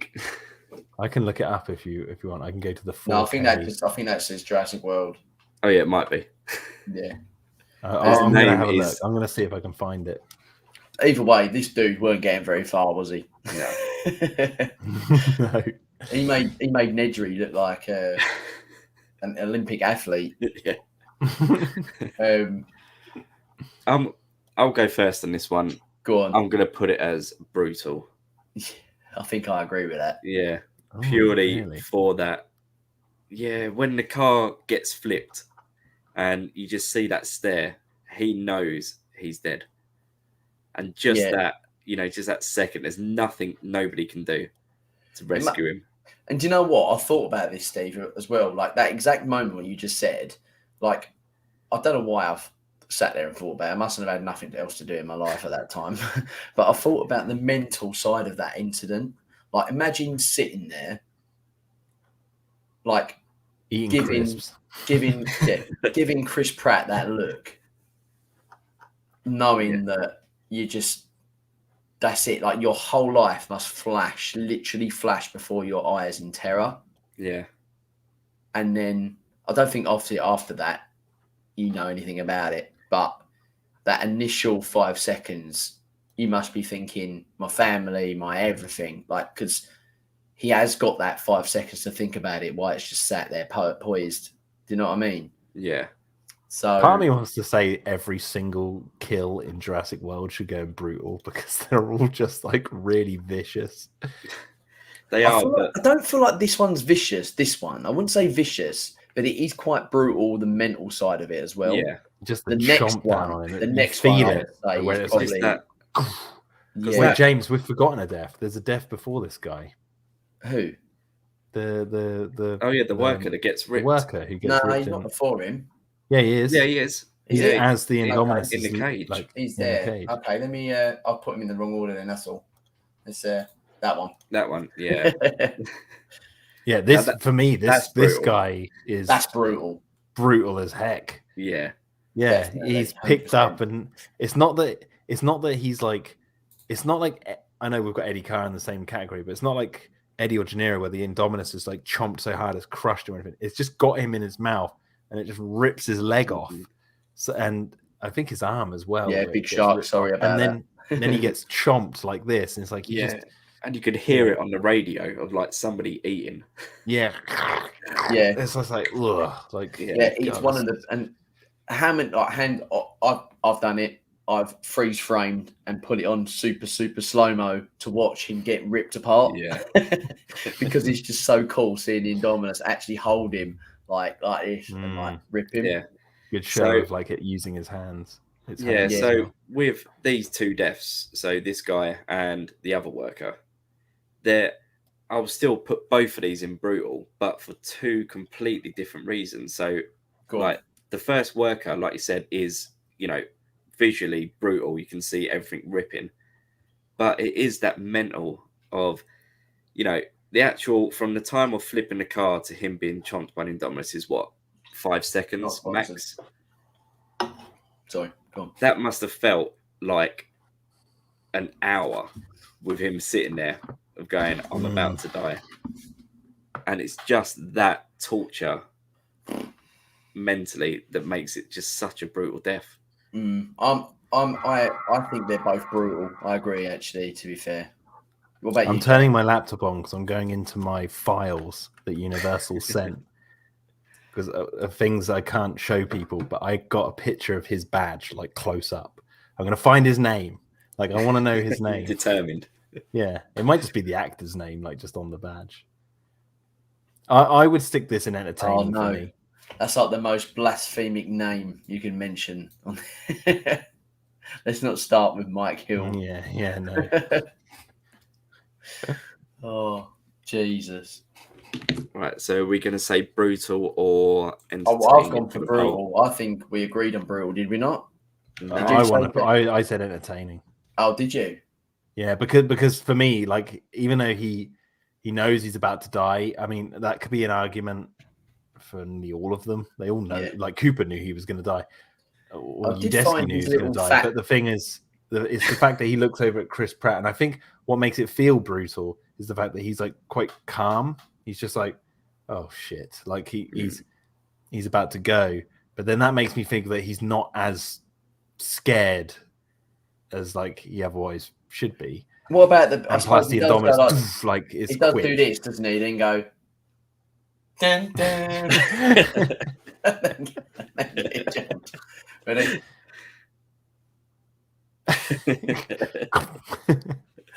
I guess that is quite entertaining.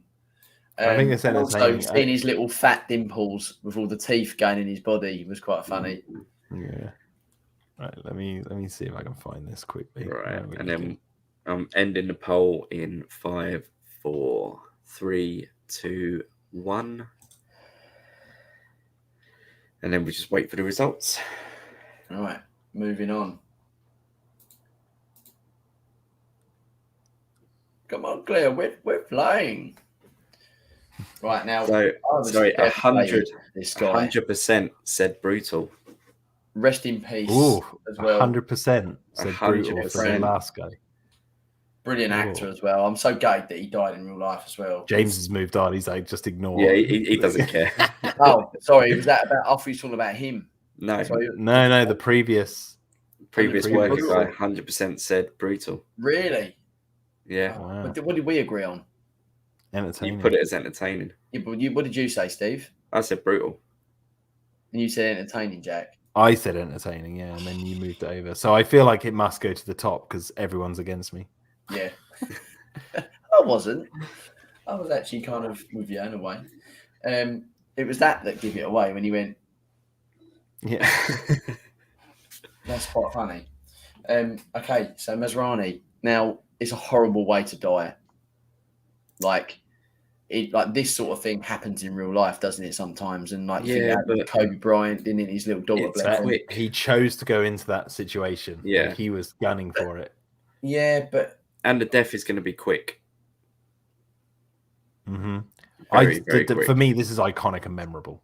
yeah, it's from the One, trailer because as it, well, it isn't plays into the shot of the Indominus with the thing blowing up behind, and that's a really iconic shot from the movie. Yeah, it was It's in the in- trailers as well. It's in Camp Cretaceous.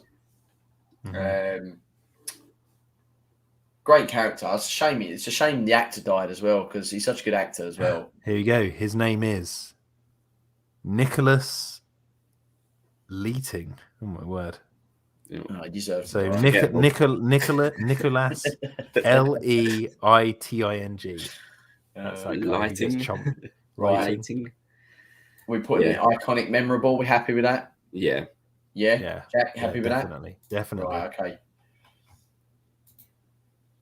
Oh, here she is. Here she is. Now I'm going to start with this one. Right. For me, this is quite brutal because it's quite a traumatic experience for her. Now, if I was to put myself in her shoes, first of all, she gets carried 100 foot in the air. She gets dropped. Then Not she only gets that, carried... before she even gets carried, she's terrified of losing her boss's kids. And not only that, when she finally meets up with them, all these pteranodons are flying everywhere. Yeah. So it's like She she's gets- already petrified out of her skin. She gets before- picked up, dropped, picked up again, then dropped in the lagoon. She gets dunked 24/7 and stabbed by pteranodon meeks. Then she eventually gets carried out for then the mosasaur to then chomp her, which she wouldn't feel, by the way.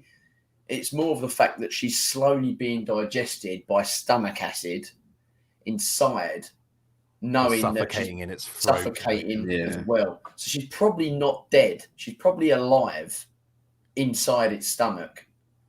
There is the argument I've seen fans make because the mosasaur has the second row of teeth on the inside. Nah. I've heard like the argument that those would close in on her and kill her, but I don't think I don't think there's any I think doubt it's that too this big. is brutal. I don't think she'd hit the sides. I really don't. It'd be like No. swallowing a what's it. Yeah. I find or a She would Cheeto. I just Cheeto for that you cracks me up American because folk. it cracked me up because Whatsits, if you suck on a Whatsit, they Yeah, dissolve just super dissolves. quick.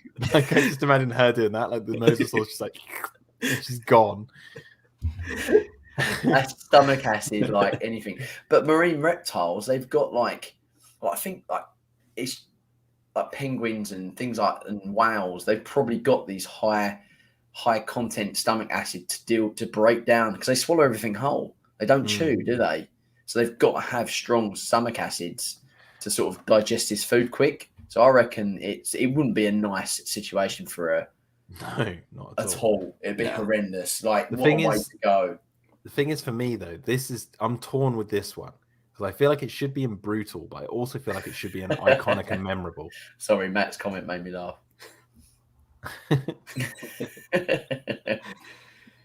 Yeah, like I'm torn between brutal and iconic and memorable with this one because for me, Yeah, so many people talk true. about this moment in Jurassic World that it's like become iconic in yeah. where But then you know it's got its own controversy behind it I was with about to people say, online. yeah. But I don't think that kind of fits the controversial tier that we've got Ah, going on here. no. Good point. So she's now got a widowed husband as well.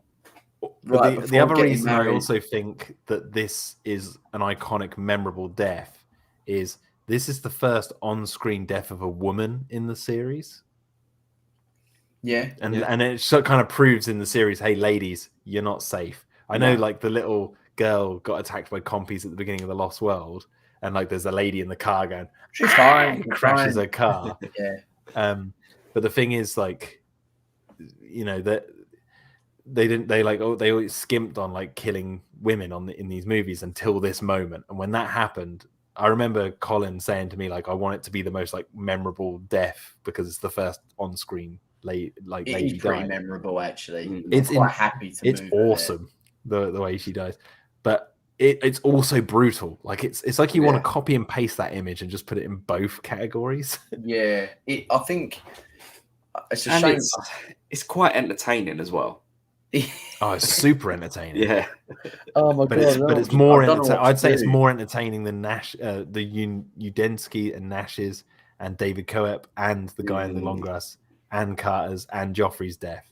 I think it's really entertaining because it's such a dynamic death. It's probably up there with one of the best ever. She almost needs like another category of just. Big Shark's just pointed something out for $2. Something big. We've missed the entire ACU.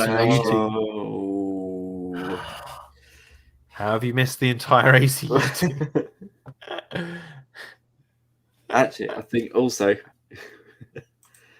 we did miss it. James's reaction. No, it's not just you missed one person; you missed an entire scene. Like 9 or 12 people. Oh man! The thing is, I can answer that for that entire scene in one go. For me, that goes in entertaining for me. So I don't think it's iconic or thing, and I don't think it's brutal because the guy's like it can camouflage, and then it just steps on him. And everyone else who gets killed in that scene, they're like chomped or thrown against the tree and their back snapped and stuff. So for me, it's like it's entertaining to watch because it's fun. It's probably forgettable for James. It's like a toy commercial, isn't it? Yeah, I think it is forgettable for James. Oh, I totally forgot. But also, let's put it under forgettable. The only brutal one I can think of is probably like the guy gets lifted up into the trees and all the blood falls down. He's just being ripped to shreds. But the thing is, it's like, I would just stick it all in entertaining, all of those guys. So I'm gutted.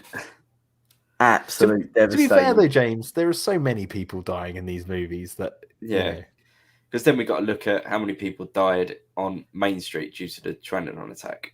Yeah. Mm-hmm. But that is quite a big scene in the film, though.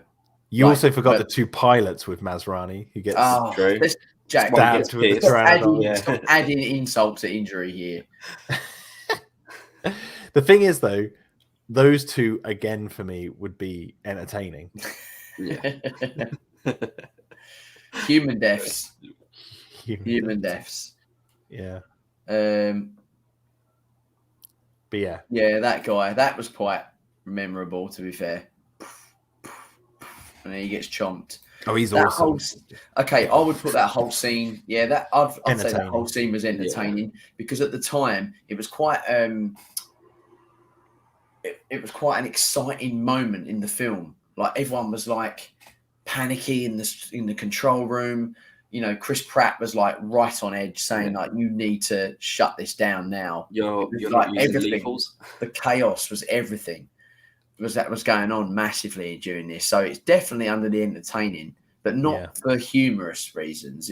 It was more, cinematic. I was entertained cinematically, yeah. And I guess Zara's falls into that same category. Not for me. I totally disagree with that. But Zara. I also think it's there. It's definitely in the top two somewhere. 100%. Memorable. I say iconic because it's like the thing everyone talks about with the movie. And do you think it's the most iconic death in Jurassic World? Yes. Steve? But what one do you remember the most? I think everyone remembers Zara's death. Yeah. Yeah, but is it because she's a woman and people just like to... Well, there's that controversy of that, but it's also just because it's so dynamic. She gets lifted up, dropped in the water, and then the mosasaur comes out and eats her. There's just one bit in that scene where she gets dropped into the lagoon, and you just get a dynamic of how big this lagoon is because she's there, and it just this like the size of scale of that. So traumatic and brutal, though. It's so hard. And also, like, we haven't seen like another thing I appreciate in that scene is like it's like when she gets dropped into the lagoon, everyone's thinking, "Oh God, the mosasaurus," but to see the pteranodons start diving under the water, because in the previous movie they couldn't go underwater. Like you could see the pteranodons were like scared of going underwater. They didn't want to go near it. Whereas these ones come under the water like seagulls or whatever, and start hunting under the water.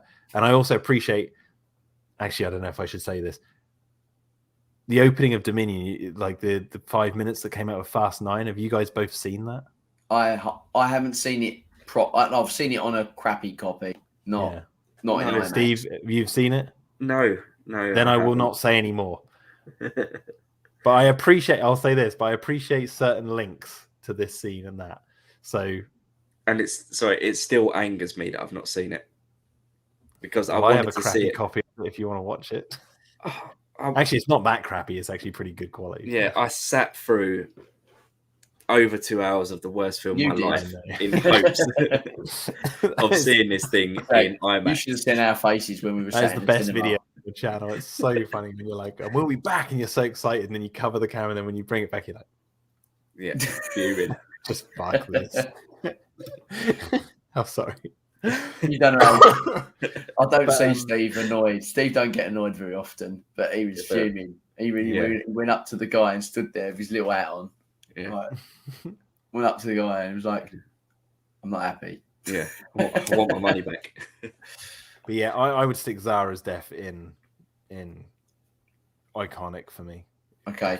It is like, I agree, it can go brutal either. Let's put it in iconic then. Let's put it in iconic. It could be brutal because it is a brutal death. Send it over, James. I'd be much appreciated. Right. Okay. So we've got this guy after all. The thing is, we could go in. There's so many deaths when after the raptors attack all the guys. We don't know who they are, so they're not really brutal. They're just normal raptor kills, aren't they? And then they all chase back, and this is where Claire and this guy. Apparently, this guy's in another film. He's in The Lost World. He's the guy who throws the thing at Carter to be like, "Hey, Carter, we're moving out." That's that guy. That's the same actor. Same actor, but also me and Clayton agree on this. We think it's meant to be the same guy. Yeah. Why would they hire him back as another InGen merc? It's like, that guy's great. So we're like, in our head canon, we're like, yeah, that's the same guy. He was like, Carter, come on, we're moving out. Like, he survived the long grass. He survived all that. He still works for InGen. And then this is how he meets his end. So what do we think about him? Forgettable? I want to just go on the record and say this might be my favorite death of the entire franchise. This? Yes. I love the shot of him opening the back of the truck and going, "They're coming!" And the raptor just the night shot of it launching on him, drags him out of the truck and then just starts eating him on the ground. There's something about it that just makes me love it. And I also love Delta, because Delta's my favorite raptor in the entire series. So like, this is Delta being kick-ass. Just, I love it. But so where would you put it then? Oh, well, for me personally, it would go in my own list. It would go in iconic and memorable for me. But in this list, it goes in entertaining. Right. Okay. Steve? So for me, it goes between forgettable and entertaining. Yeah, I'm with you on that. Poll? Yeah, I can do a poll. Right, and we'll come back to this after the poll results. I remember seeing that in one of the first trailers. Yeah, where it's like, jumps. The only thing that makes it interesting is the fact that it was that blood mark of his hand is what was like a pre-photo from Colin Trevorrow. It was like a build-up photo. Wasn't it not on the window though? It was on the side of the truck. Yeah, it's down the side of the truck. Yeah, it was like in a different location on the truck. Yeah, has to be entertaining. Yeah, that's where I was thinking. If this is what I'm saying, the reactions make it quite entertaining as well. At the beginning of this thing, when I was asking you guys, like, what's the tier? Like, are we doing our own personal favorites? Like, that for me might be my number one. It's just there's something about that shot of the nighttime with the raptor paddock and the spotlights in the dark, and it like, I just love it. It's beautifully filmed. Well, there's a shot I've got of it like in HD that just looks so put it there for now, cool. And then we can move it. Yeah, well, 100% at the moment is saying entertaining. So there you go. Yeah. Right, so Hoskins. I think he could have died better. Yeah, I'm gonna say entertaining for me. Yeah. It's not forgettable. It's not He controversial. died. Yeah, It's you not know he memorable. dies. Well, it's not sorry, it's not iconic and memorable. No, it's not controversial. It's not brutal. It's got to be entertaining. Right, okay. I'm happy with that. It's not really controversial. It's not iconic yet. We have to whiz through some of these. It's getting quite late. Right, so then we're on to Fallen Kingdom. I don't want to do another break. No point. Let's go with... So the first death is these two guys inside this. That scene was quite... I was quite tense in the cinema. It's all pitch black and you hear like the... So for me, this death, well, these two people's death is quite forgettable because it's overshadowed by the death of the next guy. So when I look back and go, the opening scene for Fallen Kingdom, you go, it's a great scene. You sort of wave past the fact that these guys have just been swallowed up by the mosasaur. Yeah. But then I like just seeing the lights go out though. I just like that image of like the ocean and they say bloop, and then you're like, oh Have a god, little bit of footage. they all got eaten. But yeah, I might agree with you here. It's kind of forgettable. Yeah, I think I agree on that too. This one, the guy that gets chomped on the ladder. Great scene. Probably arguably the best opening scene of all 5 films. I find this quite iconic. Entertaining. Oh. You find it entertaining. I find it entertaining. Steve said you find it iconic. Yeah. Mine's entertaining because I was like, even though I liked the mosasaur getting him, I wanted the T-Rex to get him. I like the idea of the T-Rex biting him on the ladder, and then and then they're like, "Oh my god, the T-Rex got the ladder," and you know he was on the bottom of that ladder. But yeah, I'm kind of heading entertaining at the same time because he's like, yeah, and then it comes up and jumps him. I think it's made like a gag. You want to just be like, climb the bloody ladder, mate. Like, it's iconic and memorable because the opening scene, like I said, is very, very. It's the best and memorable for that reason, but at the same time, entertaining because he's gone through all this stuff. He's outrun the T-Rex. He's jumped on the ladder. He's got 3 of the T-Rex.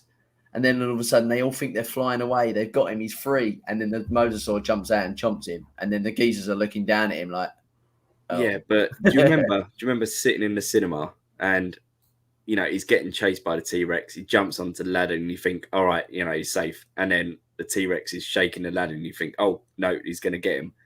And then he gets released again. And you think, oh, no, he's safe. He's good. And then when the mosasaur goes... So that's what I mean. Like, the opening scene to Fallen Kingdom is so, like, iconic and memorable in the franchise. And it's made by the death of that bloke as well. It's a tough call, this one. This might sound a bit weird, but like, do you know at the end of Jurassic World when Woo's getting in the helicopter and that guy is like that InGen guy is like, you're being taken to a secure location. I kind of wish this guy was that guy. Yeah. Because then you'd be like, oh, look, like we recognize him from the previous movie and he's doing this job. And then like, because this guy's kind of like, who the hell is this guy? Like, like I get the yellow raincoat. You can sling that on anyone and it would look iconic. Steve, do a poll between iconic and entertaining. Yeah, I want to say entertaining. Yeah, it's not iconic. I don't think his death is up there with Zara's or Muldoon's. I found it funny, that scene when he got chomped, but I completely understand iconic and memorable. So see what the chat says.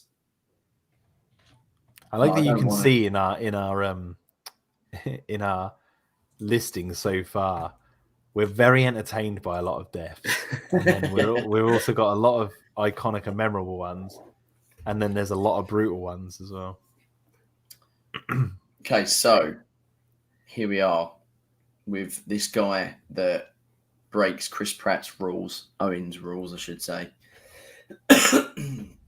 and aims a gun at Blue, and she reacts to him. And I look at this as her thinking that he's going to shoot Chris Pratt. That's what I And- originally thought, but it's not. He's going to shoot Blue. Well, you think she's attacking him before she gets shot? So I always thought that she went into like a protective mode over. That's what I originally thought. I thought like the idea was like, because the shot is Chris Pratt's like blurred in the foreground, so it's like you're seeing it from Blue's perspective. But if you look at his eyes, you can even see it in the shot. He's not looking at Chris Pratt. He's looking at Blue. And I think she's reading into his face like he's about to attack. Like he's not waiting around for anything. Yeah, that face. So for me, this is entertaining. It's not. I don't think it's iconic. No. He's kind of brutal because he gets she's like, brutally stabbed in the head, and then she's got her claws on his face. He's like, yeah. but he still manages to shoot her. So he's not like in well, he's dying, but he's not like in. I wouldn't say it's iconic and memorable. I don't know. It's not. I wouldn't put it as iconic. I wouldn't say it's an entertaining. I don't know. Entertaining is kind of like one of those sort of. Actually, yeah, maybe it's unforgettable. Yeah, mate, I don't know, Steve. Because actually, it should go unforgettable because his body is there when they're all like you can see him dead in the background when they're all like Z is like pulling their gun out and stuff, and they're all having that chat. And then in the scene where Owen is getting away from the lava, like he's just not there unless. The lava's like melted him already, but yeah, he's just not there. So even the film forgets him. Well, Matt said most of the deaths in Fallen Kingdom are forgettable. That's not true. What? Okay, so Steve, where do you fall on this? Yeah, forgettable. Okay. So the guy before, I've called him the Moser guy. Yeah. 60% say iconic. Really? Saying entertaining. Stick it in entertaining, James. We're not. This is We're our not list. caving. Yeah. Okay. For me, this one is one of the most iconic and memorable deaths because why is she there first? Because he's the only human character to be murdered. I would put this in brutal. Would you? Yeah. I suppose it is quite bad. It's not a nice way to die, actually, to be fair. Knowing that there's dinosaurs in your house just before you get murdered, and knowing that your cloned daughter / granddaughter is like alone. There's going to be dinosaurs there with this madman who's bringing dinosaurs to your house, and then he starts killing you. I think it's a brutal death. Steve? Yeah, like I said, it is brutal. It's also like very iconic, like you said, because it was the first murder, shall we say? Yeah. And it's what made the villain of Eli Mills the best villain that we've had. Yeah. So, but then being suffocated to death must be a brutal way to die. It's not nice. He's too weak to fight back as well. Like the fault of drowning as well. Is a horrendous fault of dying. It's kind of like the Zara situation for me because it is also iconic and memorable for the fact that the film's called Fallen Kingdom, and it's not just the dinosaur's kingdom of Nublar falling; it's his kingdom falling. It's why his house is designed like a big castle, and he's like the king, and you've got the knight who's overthrown, or like the evil, king's advisor, murdering the king, and everything's going down. It's that kind of thing. So. For me, it is iconic and memorable, but it's just so brutal to think. Like, just imagine you find out there's dinosaurs in your house, and then the person who's bringing them there is like, "Yeah, I'm going to kill you now," and do what I want. You'd be like, what? A drop of the cane on the floor just signifies that he's dead. Like the amber smashing, pretty brutal kick in the teeth. I find it iconic and memorable. But I also do understand the brutalness nature of the actual death as well. Do you know what? I would say stick it in iconic and memorable. The more I think about it, the more I'm like, actually, it had more significance to the stories and everything. You think people grew attached enough to this character? I don't think that's necessarily the point. Because it's not that you have to be attached to his character to feel sympathy for him. It's actually like he represents the franchise, like InGen, the history of Jurassic, the Hammond, everything. He represents that. That's what you're attaching to him. He wants to save the dinosaurs, but he did something bad. He's obviously, we couldn't have Richard Attenborough. I bet that would have, if Richard Attenborough was still alive, I bet this character would have been John Hammond, like 100%. So it's not necessarily that we'd have to feel sympathy for this character specifically. It's more like what he represents in the series. Yeah. So that cane falling and smashing is like symbolic of him dying. Right. So we've got Stiggy's death. Yeah. This flying guy, fat guy. This flying fat guy represents everyone else that's in the room. It's got to be entertaining. This is the brilliant, so funny. It's one of my favourite things in the film. Like, so. It made me laugh the whole way through. He disappeared. Why is he not on there? He just disappeared. Stiggy's come back, just knocked him out. That's weird. That's weird. He just disappeared. Wait, have you even put him in there? Oh wait, did you put him? Because we were talking about whether they actually died or not. Was we?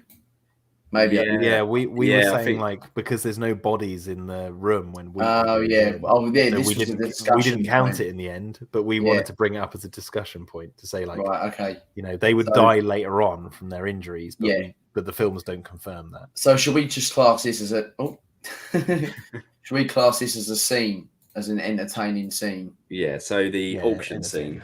Yeah. Yeah. Right. Okay. So, why does it keep doing that? It keeps going back to this picture of Roland Tembo on your.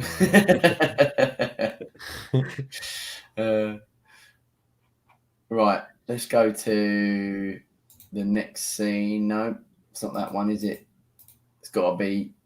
No, I don't know. Is it this one? It's Eversole. Yeah. There we go. Right, Eversole. Oh no, it's not. It's Wheatley.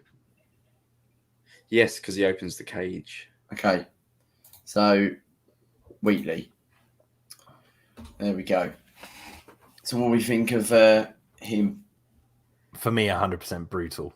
This guy. Yeah, getting your arm ripped off ain't nice, is it? And then torn to shreds, picked up and tormented. He's basically like a cat playing with a mouse. Yeah, he's just getting like ripped, like shredded, like. Just in that cage, and not only that, he gets to watch his own arm get swallowed, so he's never getting that back. No, it's not going to be a Ray Arnold and just No, that's the thing. Sometimes these do really kind of iconic and memorable as well, but I feel like when it comes to the actual death, like most of these, like that one was off screen. This one, it was the quote. This one you wouldn't know about. This one was like probably the most controversially spoken about. That's the most human death. We've never had a murder. And that one was just hilarious. So it's kind of like, I don't know if it falls into this category. No, because he kind of got it coming to him, didn't he? Yeah. He was a villain, weren't he? It's almost similar to villains. It's similar to Ludlow's death, that kind of. Yeah, that's why it's up there with it. It's like that sort of cut from the same cloth as that. Yeah, I'm starting to wonder why the heck Ray Arnold's in the same vein as Muldoon, but we had reasons back then, I guess. Yeah, we can go back after and if we agree or not. Yeah. So then now it's Eversole and the lady, which we have to do at the same time. Yeah. Yeah, Eversole and the our mate with the red hair. Ah! There's two other guys in the elevator with them as well. Yeah. But that can all be classed together as the same because they all got wiped out, didn't they? Yeah. So I kind of want to put this in brutal, even though it's completely off screen. I think the reason I want to do that is because it lets your imagination run wild. Imagine being in that elevator with 3 other people and there's nothing you can do except for just try and fight your way through the carnage of this giant thing that's in the doorway, just ripping you all to shreds. Yeah, that must have been a freaking horrible time in that Yeah. area. Maybe they got away crawling through the legs, but I think the film implies they're all dead. Yeah. Like, imagine finding the remains in that elevator. You'd just be like, what in the hell happened here? Yeah. But it's more imagination. So it's brutal to me, but it's like it's letting your imagination run wild. Yeah. Steve? I find this quite like sorry to interrupt, Yeah. Steve. To me, but it can also fall straight into the bottom category as well. It's like it's nowhere near the middle categories. It's either the top or the bottom. Matt, he said that yeah. so forgettable. No, there's just one little bit where Eversoul's hair, I think it was at the interactive breeze, it just goes, which just that alone puts it into entertaining for me.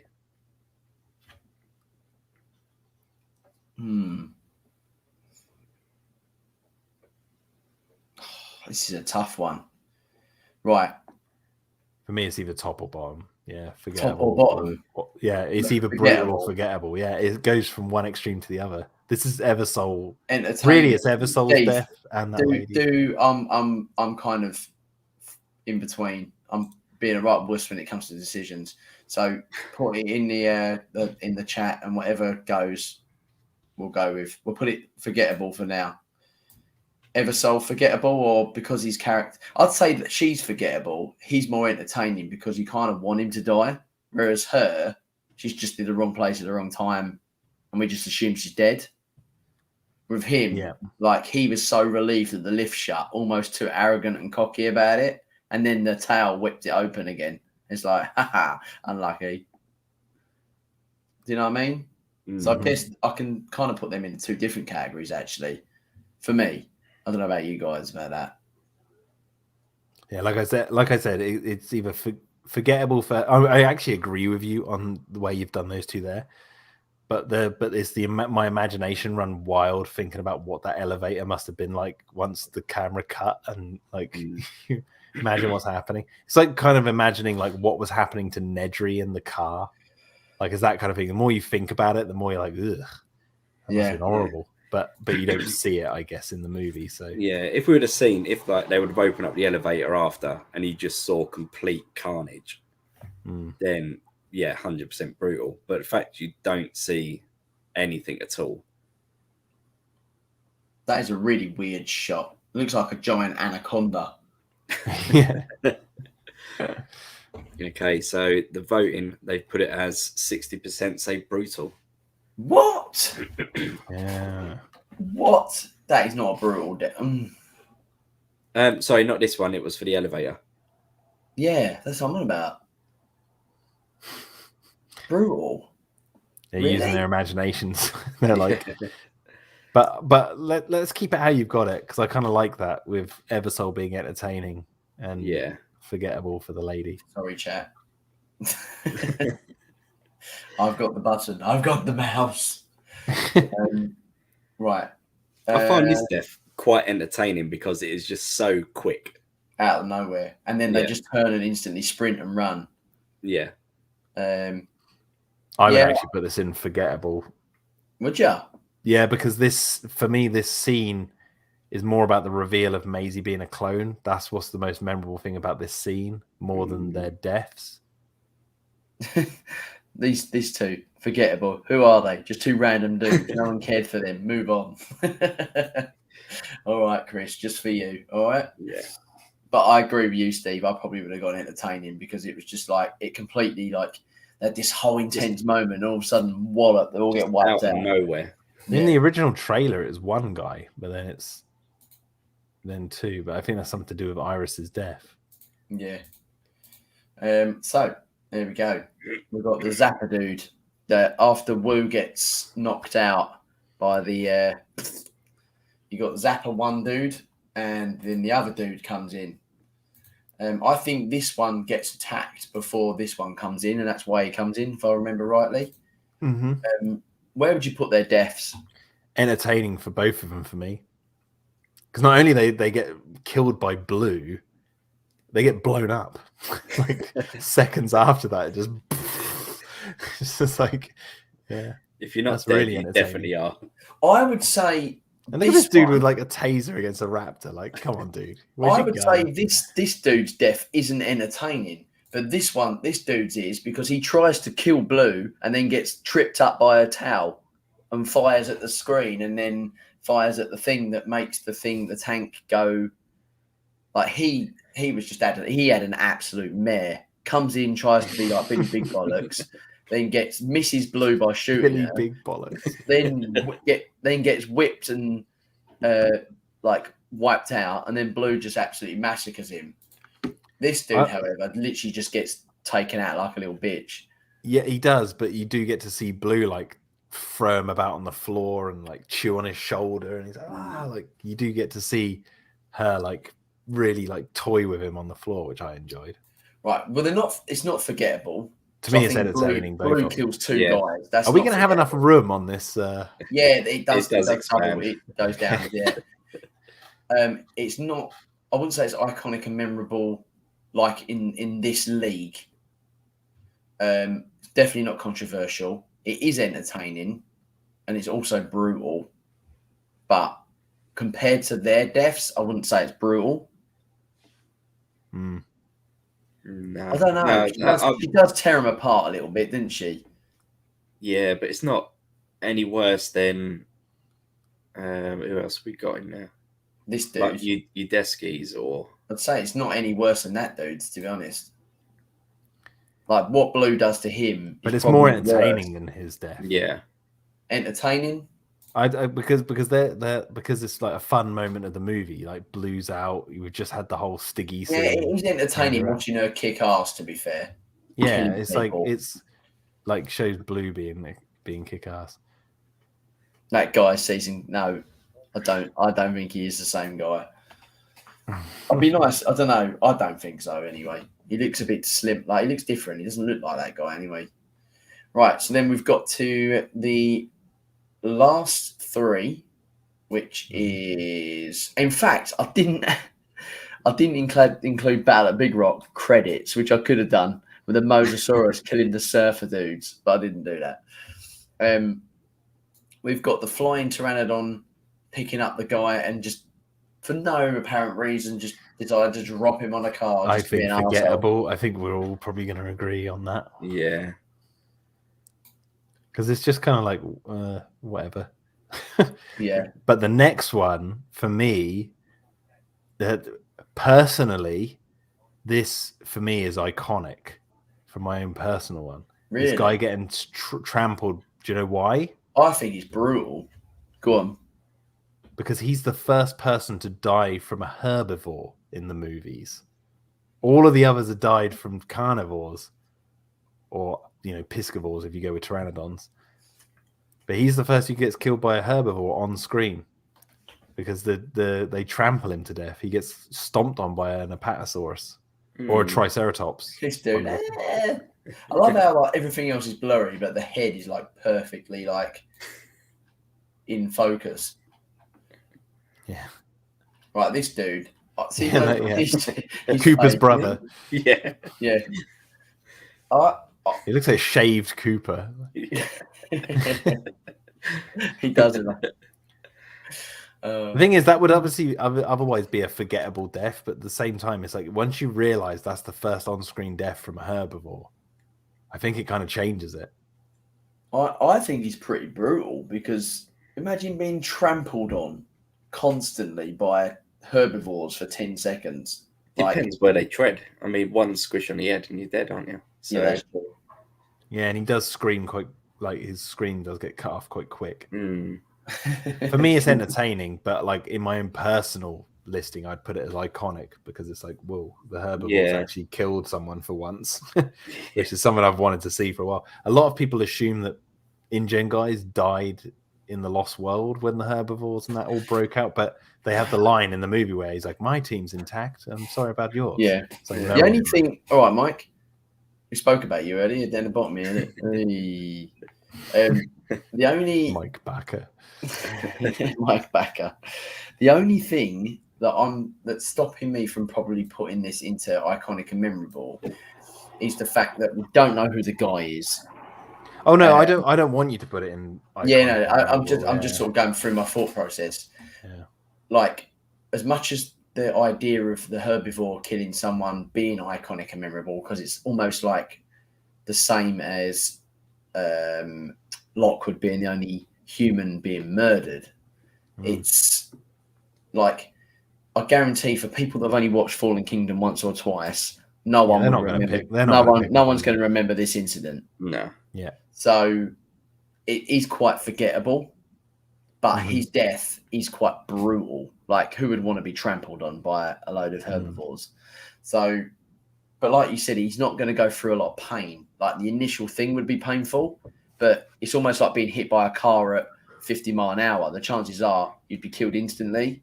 Also, it should be said, so I would say this goes in our listings here as entertaining. It's also entertaining for me because you think the dinosaurs have just got free from Lockwood's Manor, right? They're now free from their cages for the first time, and their first steps onto the mainland. What's the first things they do? They kill 2 people instantly. That's the first thing they do as they leave the manor, and 2 people dead instantly. 3 if you include Mills. Almost sort of highlighting the dangers of having these animals released could be instantly. Well. Like, they haven't even stepped out of the house for like 5 steps and they've already killed 2 people. So what do you reckon? Entertaining or forgettable, Steve? Where's it fall for you? Entertaining. Yeah. Yeah. Jack? Plus, it's like entertaining because of the rise of music. The dinosaurs are coming out. It's like da-da-da. The guy before with the pteranodon, it's like whatever. But like this guy going running away, and then he goes gets flattened by all these dinosaurs running out. Okay, so then we're on the last one. Probably the best villain out of everyone so far. I like him as an actor actually as well. I think he's pretty cool. Yeah, I like him in a lot of stuff he's in. I like the fact. Interesting enough, he acts alongside Irfan Khan, Masrani in Life of Pi. Oh yeah, he does. Yeah, that's right. Those two, share a scene. Yeah, brutal. Matty Davis says, brutal. Yeah, I agree. Look at Big Shark, chiming out just at the last one. Look at him, you can't hang in to the last second. You can't hang in for the one person left. You're going to miss out on the old question time for 5 minutes at the end. Only because he's in Green. Is he? I didn't know he was in Green Street. Was he playing Green Street? I don't remember him in Green Street. He's also in Shaun of the Dead. Is he not the one? I've not seen that. He's the spotty guy behind the counter, right near the beginning of the movie. Yeah, he is, isn't he? And he is in Green Street. He's one of the thugs, isn't he? Is he? Yeah, I think he's the one on. Is it the bike? I think his comment he says is I won't say it all, but it's slimy runt. Yeah, I won't say. We are massive now. I'll put this in brutal. Yeah, brutal for you 3, 2. Yeah. Can't count. Okay. I'd say it's brutal because it's not like he gets eaten by the T-Rex. He gets chomped and ripped, don't he? He's almost chomped. His leg gets ripped off by the Carnotaurus. Or no, by the T-Rex or the Carnotaurus. One of the two pulls his leg off, but that falls on the ground, and then Compy start eating his leg as well. It's like he gets eaten by 3 things in one go. Yeah, I guess his death is kind of as brutal as Eddie Carr's, but it isn't executed as well. Well, it's also he's the villain and Eddie was the good guy. It's like you don't sympathize with him as much. Shout out for Bristol City. Brutal. Yeah, I'm happy with that. See what everyone thinks in the chat, actually, out of interest. Where would you find Eli's? I'm gonna. Yeah, we'll wait for that before I say what I'm gonna say.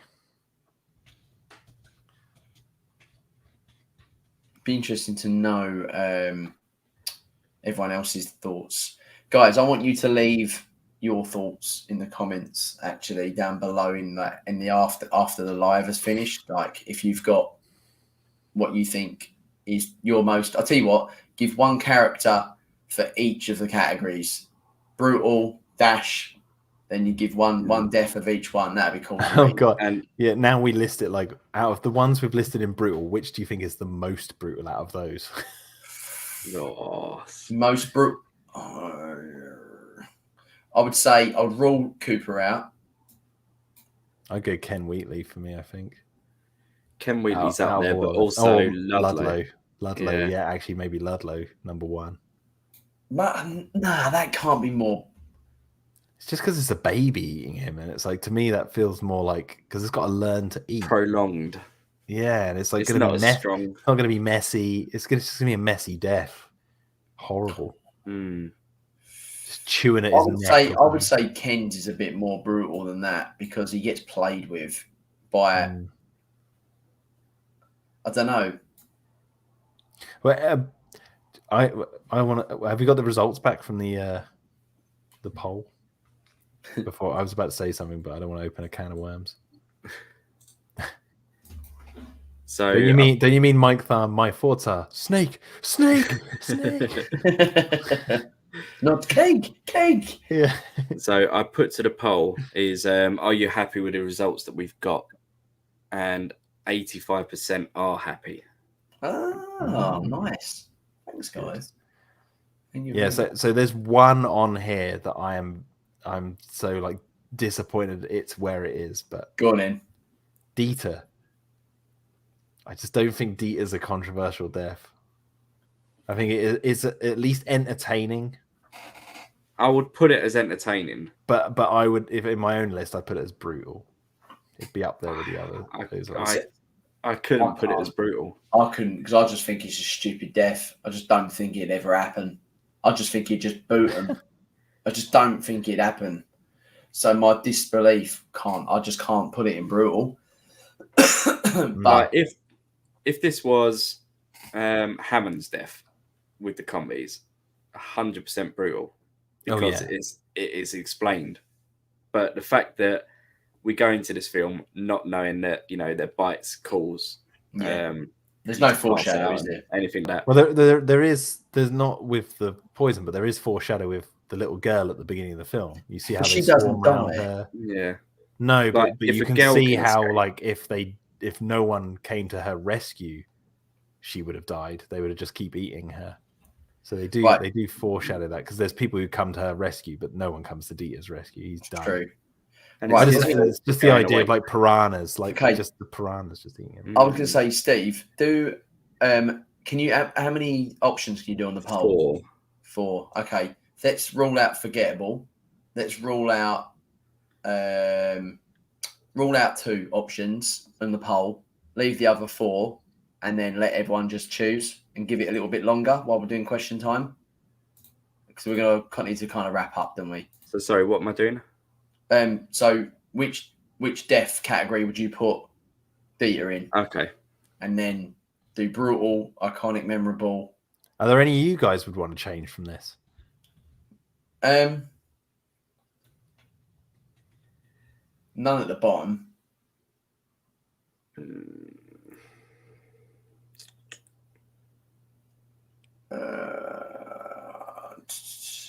Don't think I want any from entertaining.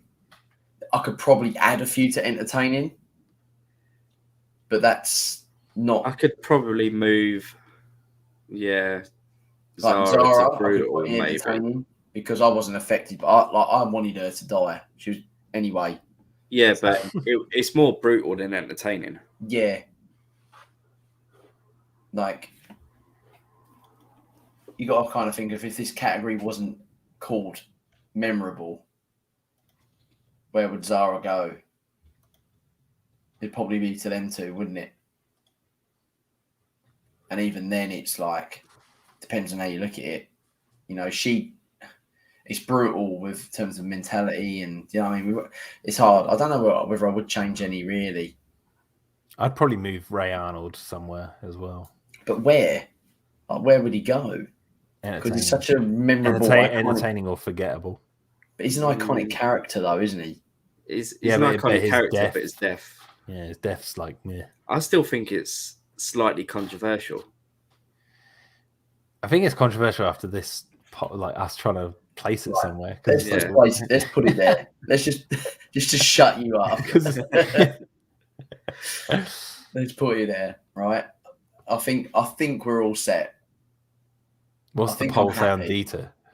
I think I'm happy. 75% are saying brutal at the Really? moment. Yeah. At the moment. I'm gonna have to cave. We're gonna have to cave, aren't we?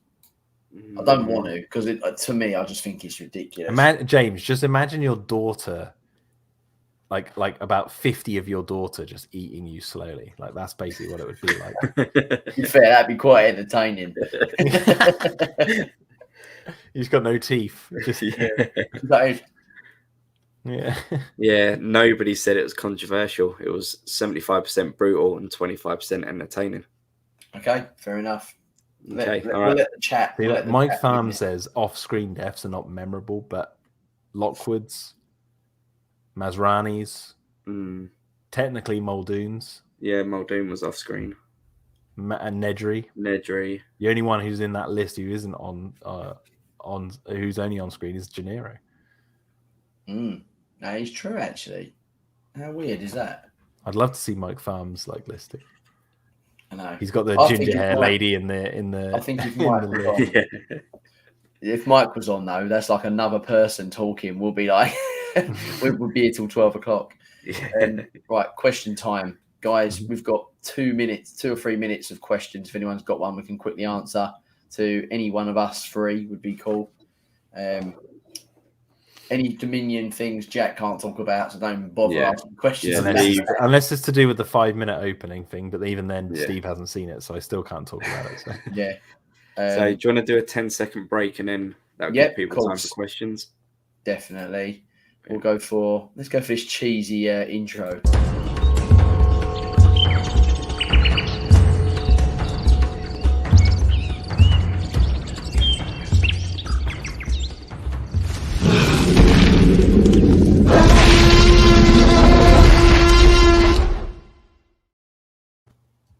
We're back. So Matty Davis has asked James, will City get promoted this season? Yeah, Norwich City are going to go so far up. Jack doesn't like football, Matt, but I suppose Norwich is your hometown, isn't it, Jack? So you'd have to support them. Yep, Norwich is going to go. Yep, Hugh Jackman's well, they're down. Buy them up, they're already in the Premier League, so they're just going to get relegated again and then come back up. That's all they do. They stay on. They just fluctuate between those two. They're a great business model, but they're not running a football club the right way. The fans must be so frustrating for people that actually support Norwich. Just wait for Hugh Jackman to buy out the team, and then we'll all get get rid of Delilah or whatever their name is, Delia Smith, I think. Right, James, will City get? Do you know what, mate? I would hope so. I'd love to see Bristol City in the Premier League. I just want them to make the playoffs. Every year I've supported since Matt has been a social media friend of mine. I've always sort of followed Bristol City because he's like a massive hardcore fan. He's got a season ticket, and they always just fall short of the playoffs of getting promoted every year. And I just want them to at least get to the playoff stage and do well, just for his sake, just as a change as well. But yeah, maybe I have faith, mate. Did you get my comments about a tweet I found? If they're in this chat, the chances are we might have missed them, mate. So you might want to maybe rewrite one. Those except Lockwood are to me on screen. They're just obscured. Have you watched Watership Down? Yes, I have. What a film, and it tormented me quite badly as a kid. I never looked at rabbits the same way again. If you were to get eaten, which dino would you want to get eaten by? Good question. Compies. What? Because it's so controversial? Yeah. For me, I would like to get eaten by. I think I'd go by the T-Rex because I think it's my favorite dinosaur, and I think it would be over quite quickly, getting crushed to death by piercing spiked teeth. I don't think I would feel an awful lot, and I wouldn't want to die brutally. I think if I said more brutal death, I'd probably go for raptor because I think it would be more brutal death. You'd get eaten alive like a hawk would eat something. So James, just keep in mind that there's 3 people in the brutal category who got killed by a T-Rex. Yeah. And I think that's the most up there. Oh no, yeah. Think about the bite force of the T-Rex. You got Ludlow, you got Mills, and you got Eddie Carr, all killed by T-Rexes. Right, okay. Yeah, but Ludlow got eaten by 2 T-Rexes, technically. And Eddie. So did Eli Mills, 2 animals, and so did Eddie Carr, 2 animals. They all got ripped to shreds by something. Not whereas Gennaro got eaten by the T-Rex in one. You know what I mean? So maybe that one. Good question, though, Steve. Oh, part of me wants the novel version of the compies. Because you want to go into that dream, like you want to get high before you die. That's what you want to do. Yeah. A few moments of really bad pain, and then you just go into this trance, and then you're gone.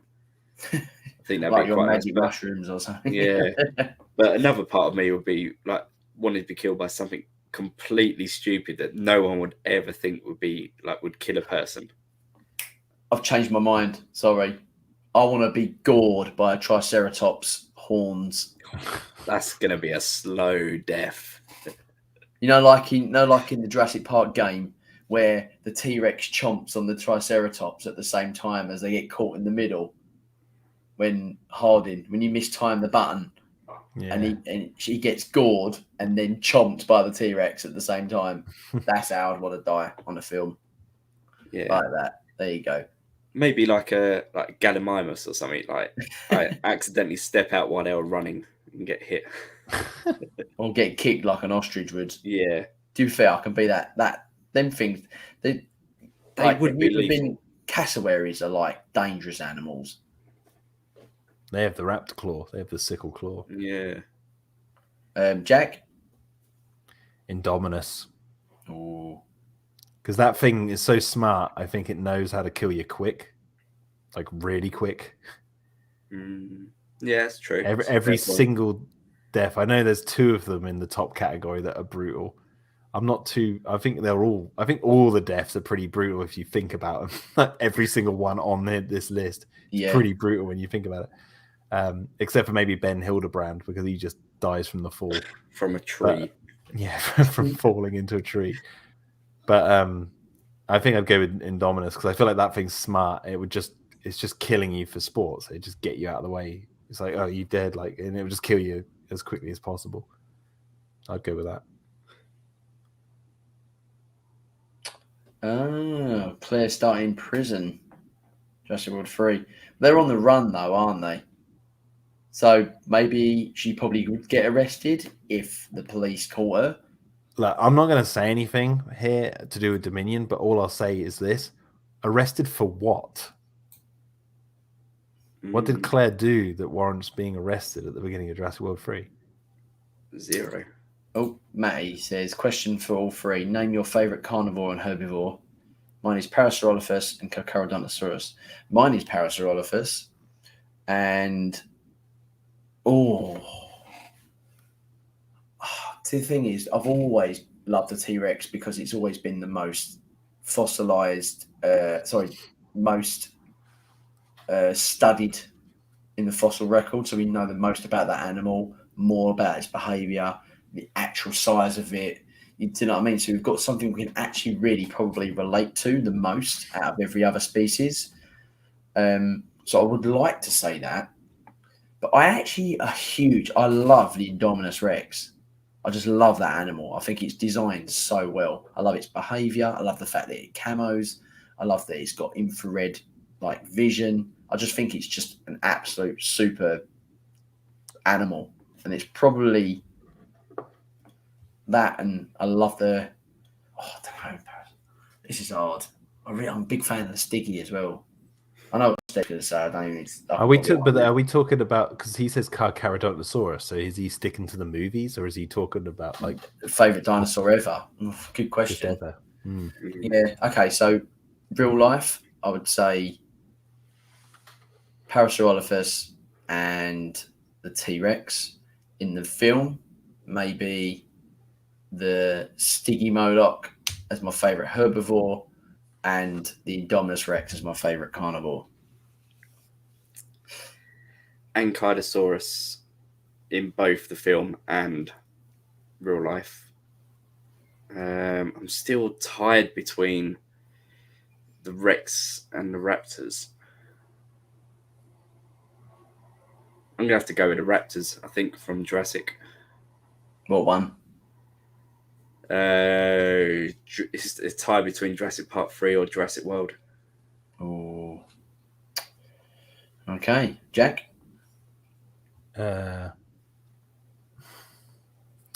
So on any, I always have two. I have two favorite carnivores, both in real life and, well, no, not necessarily in the movies, but T-Rex and Baryonyx. So I'm gonna go with for the movies T-Rex and herbivore. Oh God. Brachiosaurus. Nice. And then real life, I go Amargasaurus and Baryonyx. Amargasaurus is pretty cool. Yeah. It's such a good herbivore. Two spines down his back. It'd probably be my favourite sauropod. His design is pretty awesome. Yeah. Very problematic. I imagine that walking through a tree. But, there we go. Favourite game show? One more question after this, so we're going to have to go. This one.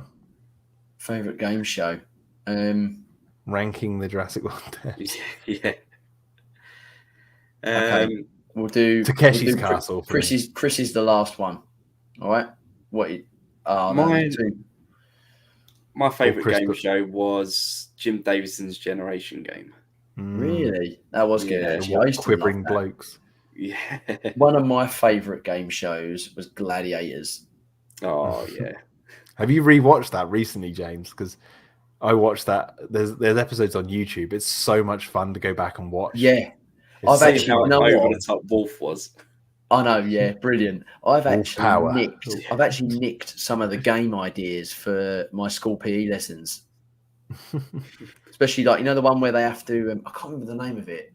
Where they have all the balls in the pots at each end, and they have to sort of almost like a little rugby match, where they have to run across and slam dunk the balls in the other hoops, and they get wiped out, like rugby tackled on their way to the hoop. That's quite fun to play with, like tags at school. Brilliant. Gladiators is probably one of my favourite TV shows. Good shout out to Crystal Maze. That was one of mine. Oh yeah, that's great. But then it's got to be the old Crystal Maze. Yeah, with Richard O'Brien. The new one was quite good. The bald guy, he was the best. Roland Tembo, man. Yeah. And he had his harmonica. Mumsy loves it. Yeah, he was so extrovert. I loved him. He was brilliant. He's a good actor. If you ever seen the film Dark City, that's a great movie, and he's the villain in that. Yeah, that was a great show. It's only a game show. Right. Last question. Do any of you guys have a keen interest in paleontology away from movies? Yep, I do. I actually watch quite a few lectures on YouTube. David Hone is probably one of my favourites. Me and Steve were lucky enough to meet Jack Horner, which was cool, at the TED Talk at the Frontier Expo. And I've got his book, actually, which he signed, which is another little Easter egg, which is great. What else do I add? There's who's the other guy that I like? I like Robert Backer. He's really he's quite extrovert. He's really passionate about what he talks about.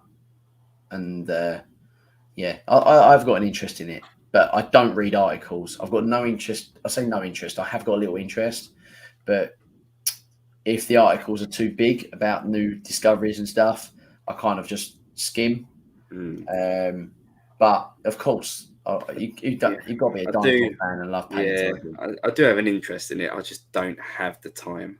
Yeah, at all. Jack, you? A little bit. I like my love of dinosaurs more stems from their role in like storytelling. Yeah. Like the paleontology, I get it, and it is interesting, and I will listen to like people talk about it, but I'm not like seeking out like what the latest dinosaur theories are and all that. Like, that's fine. I just, yeah. All right, guys, it's been an emotional 2.5 hours. I know. Steve, I'm surprised you're still managed to last this long. Yeah, I don't know how I've done it.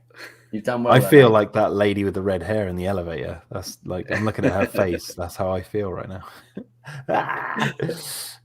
So we have come to the end, ladies and gentlemen.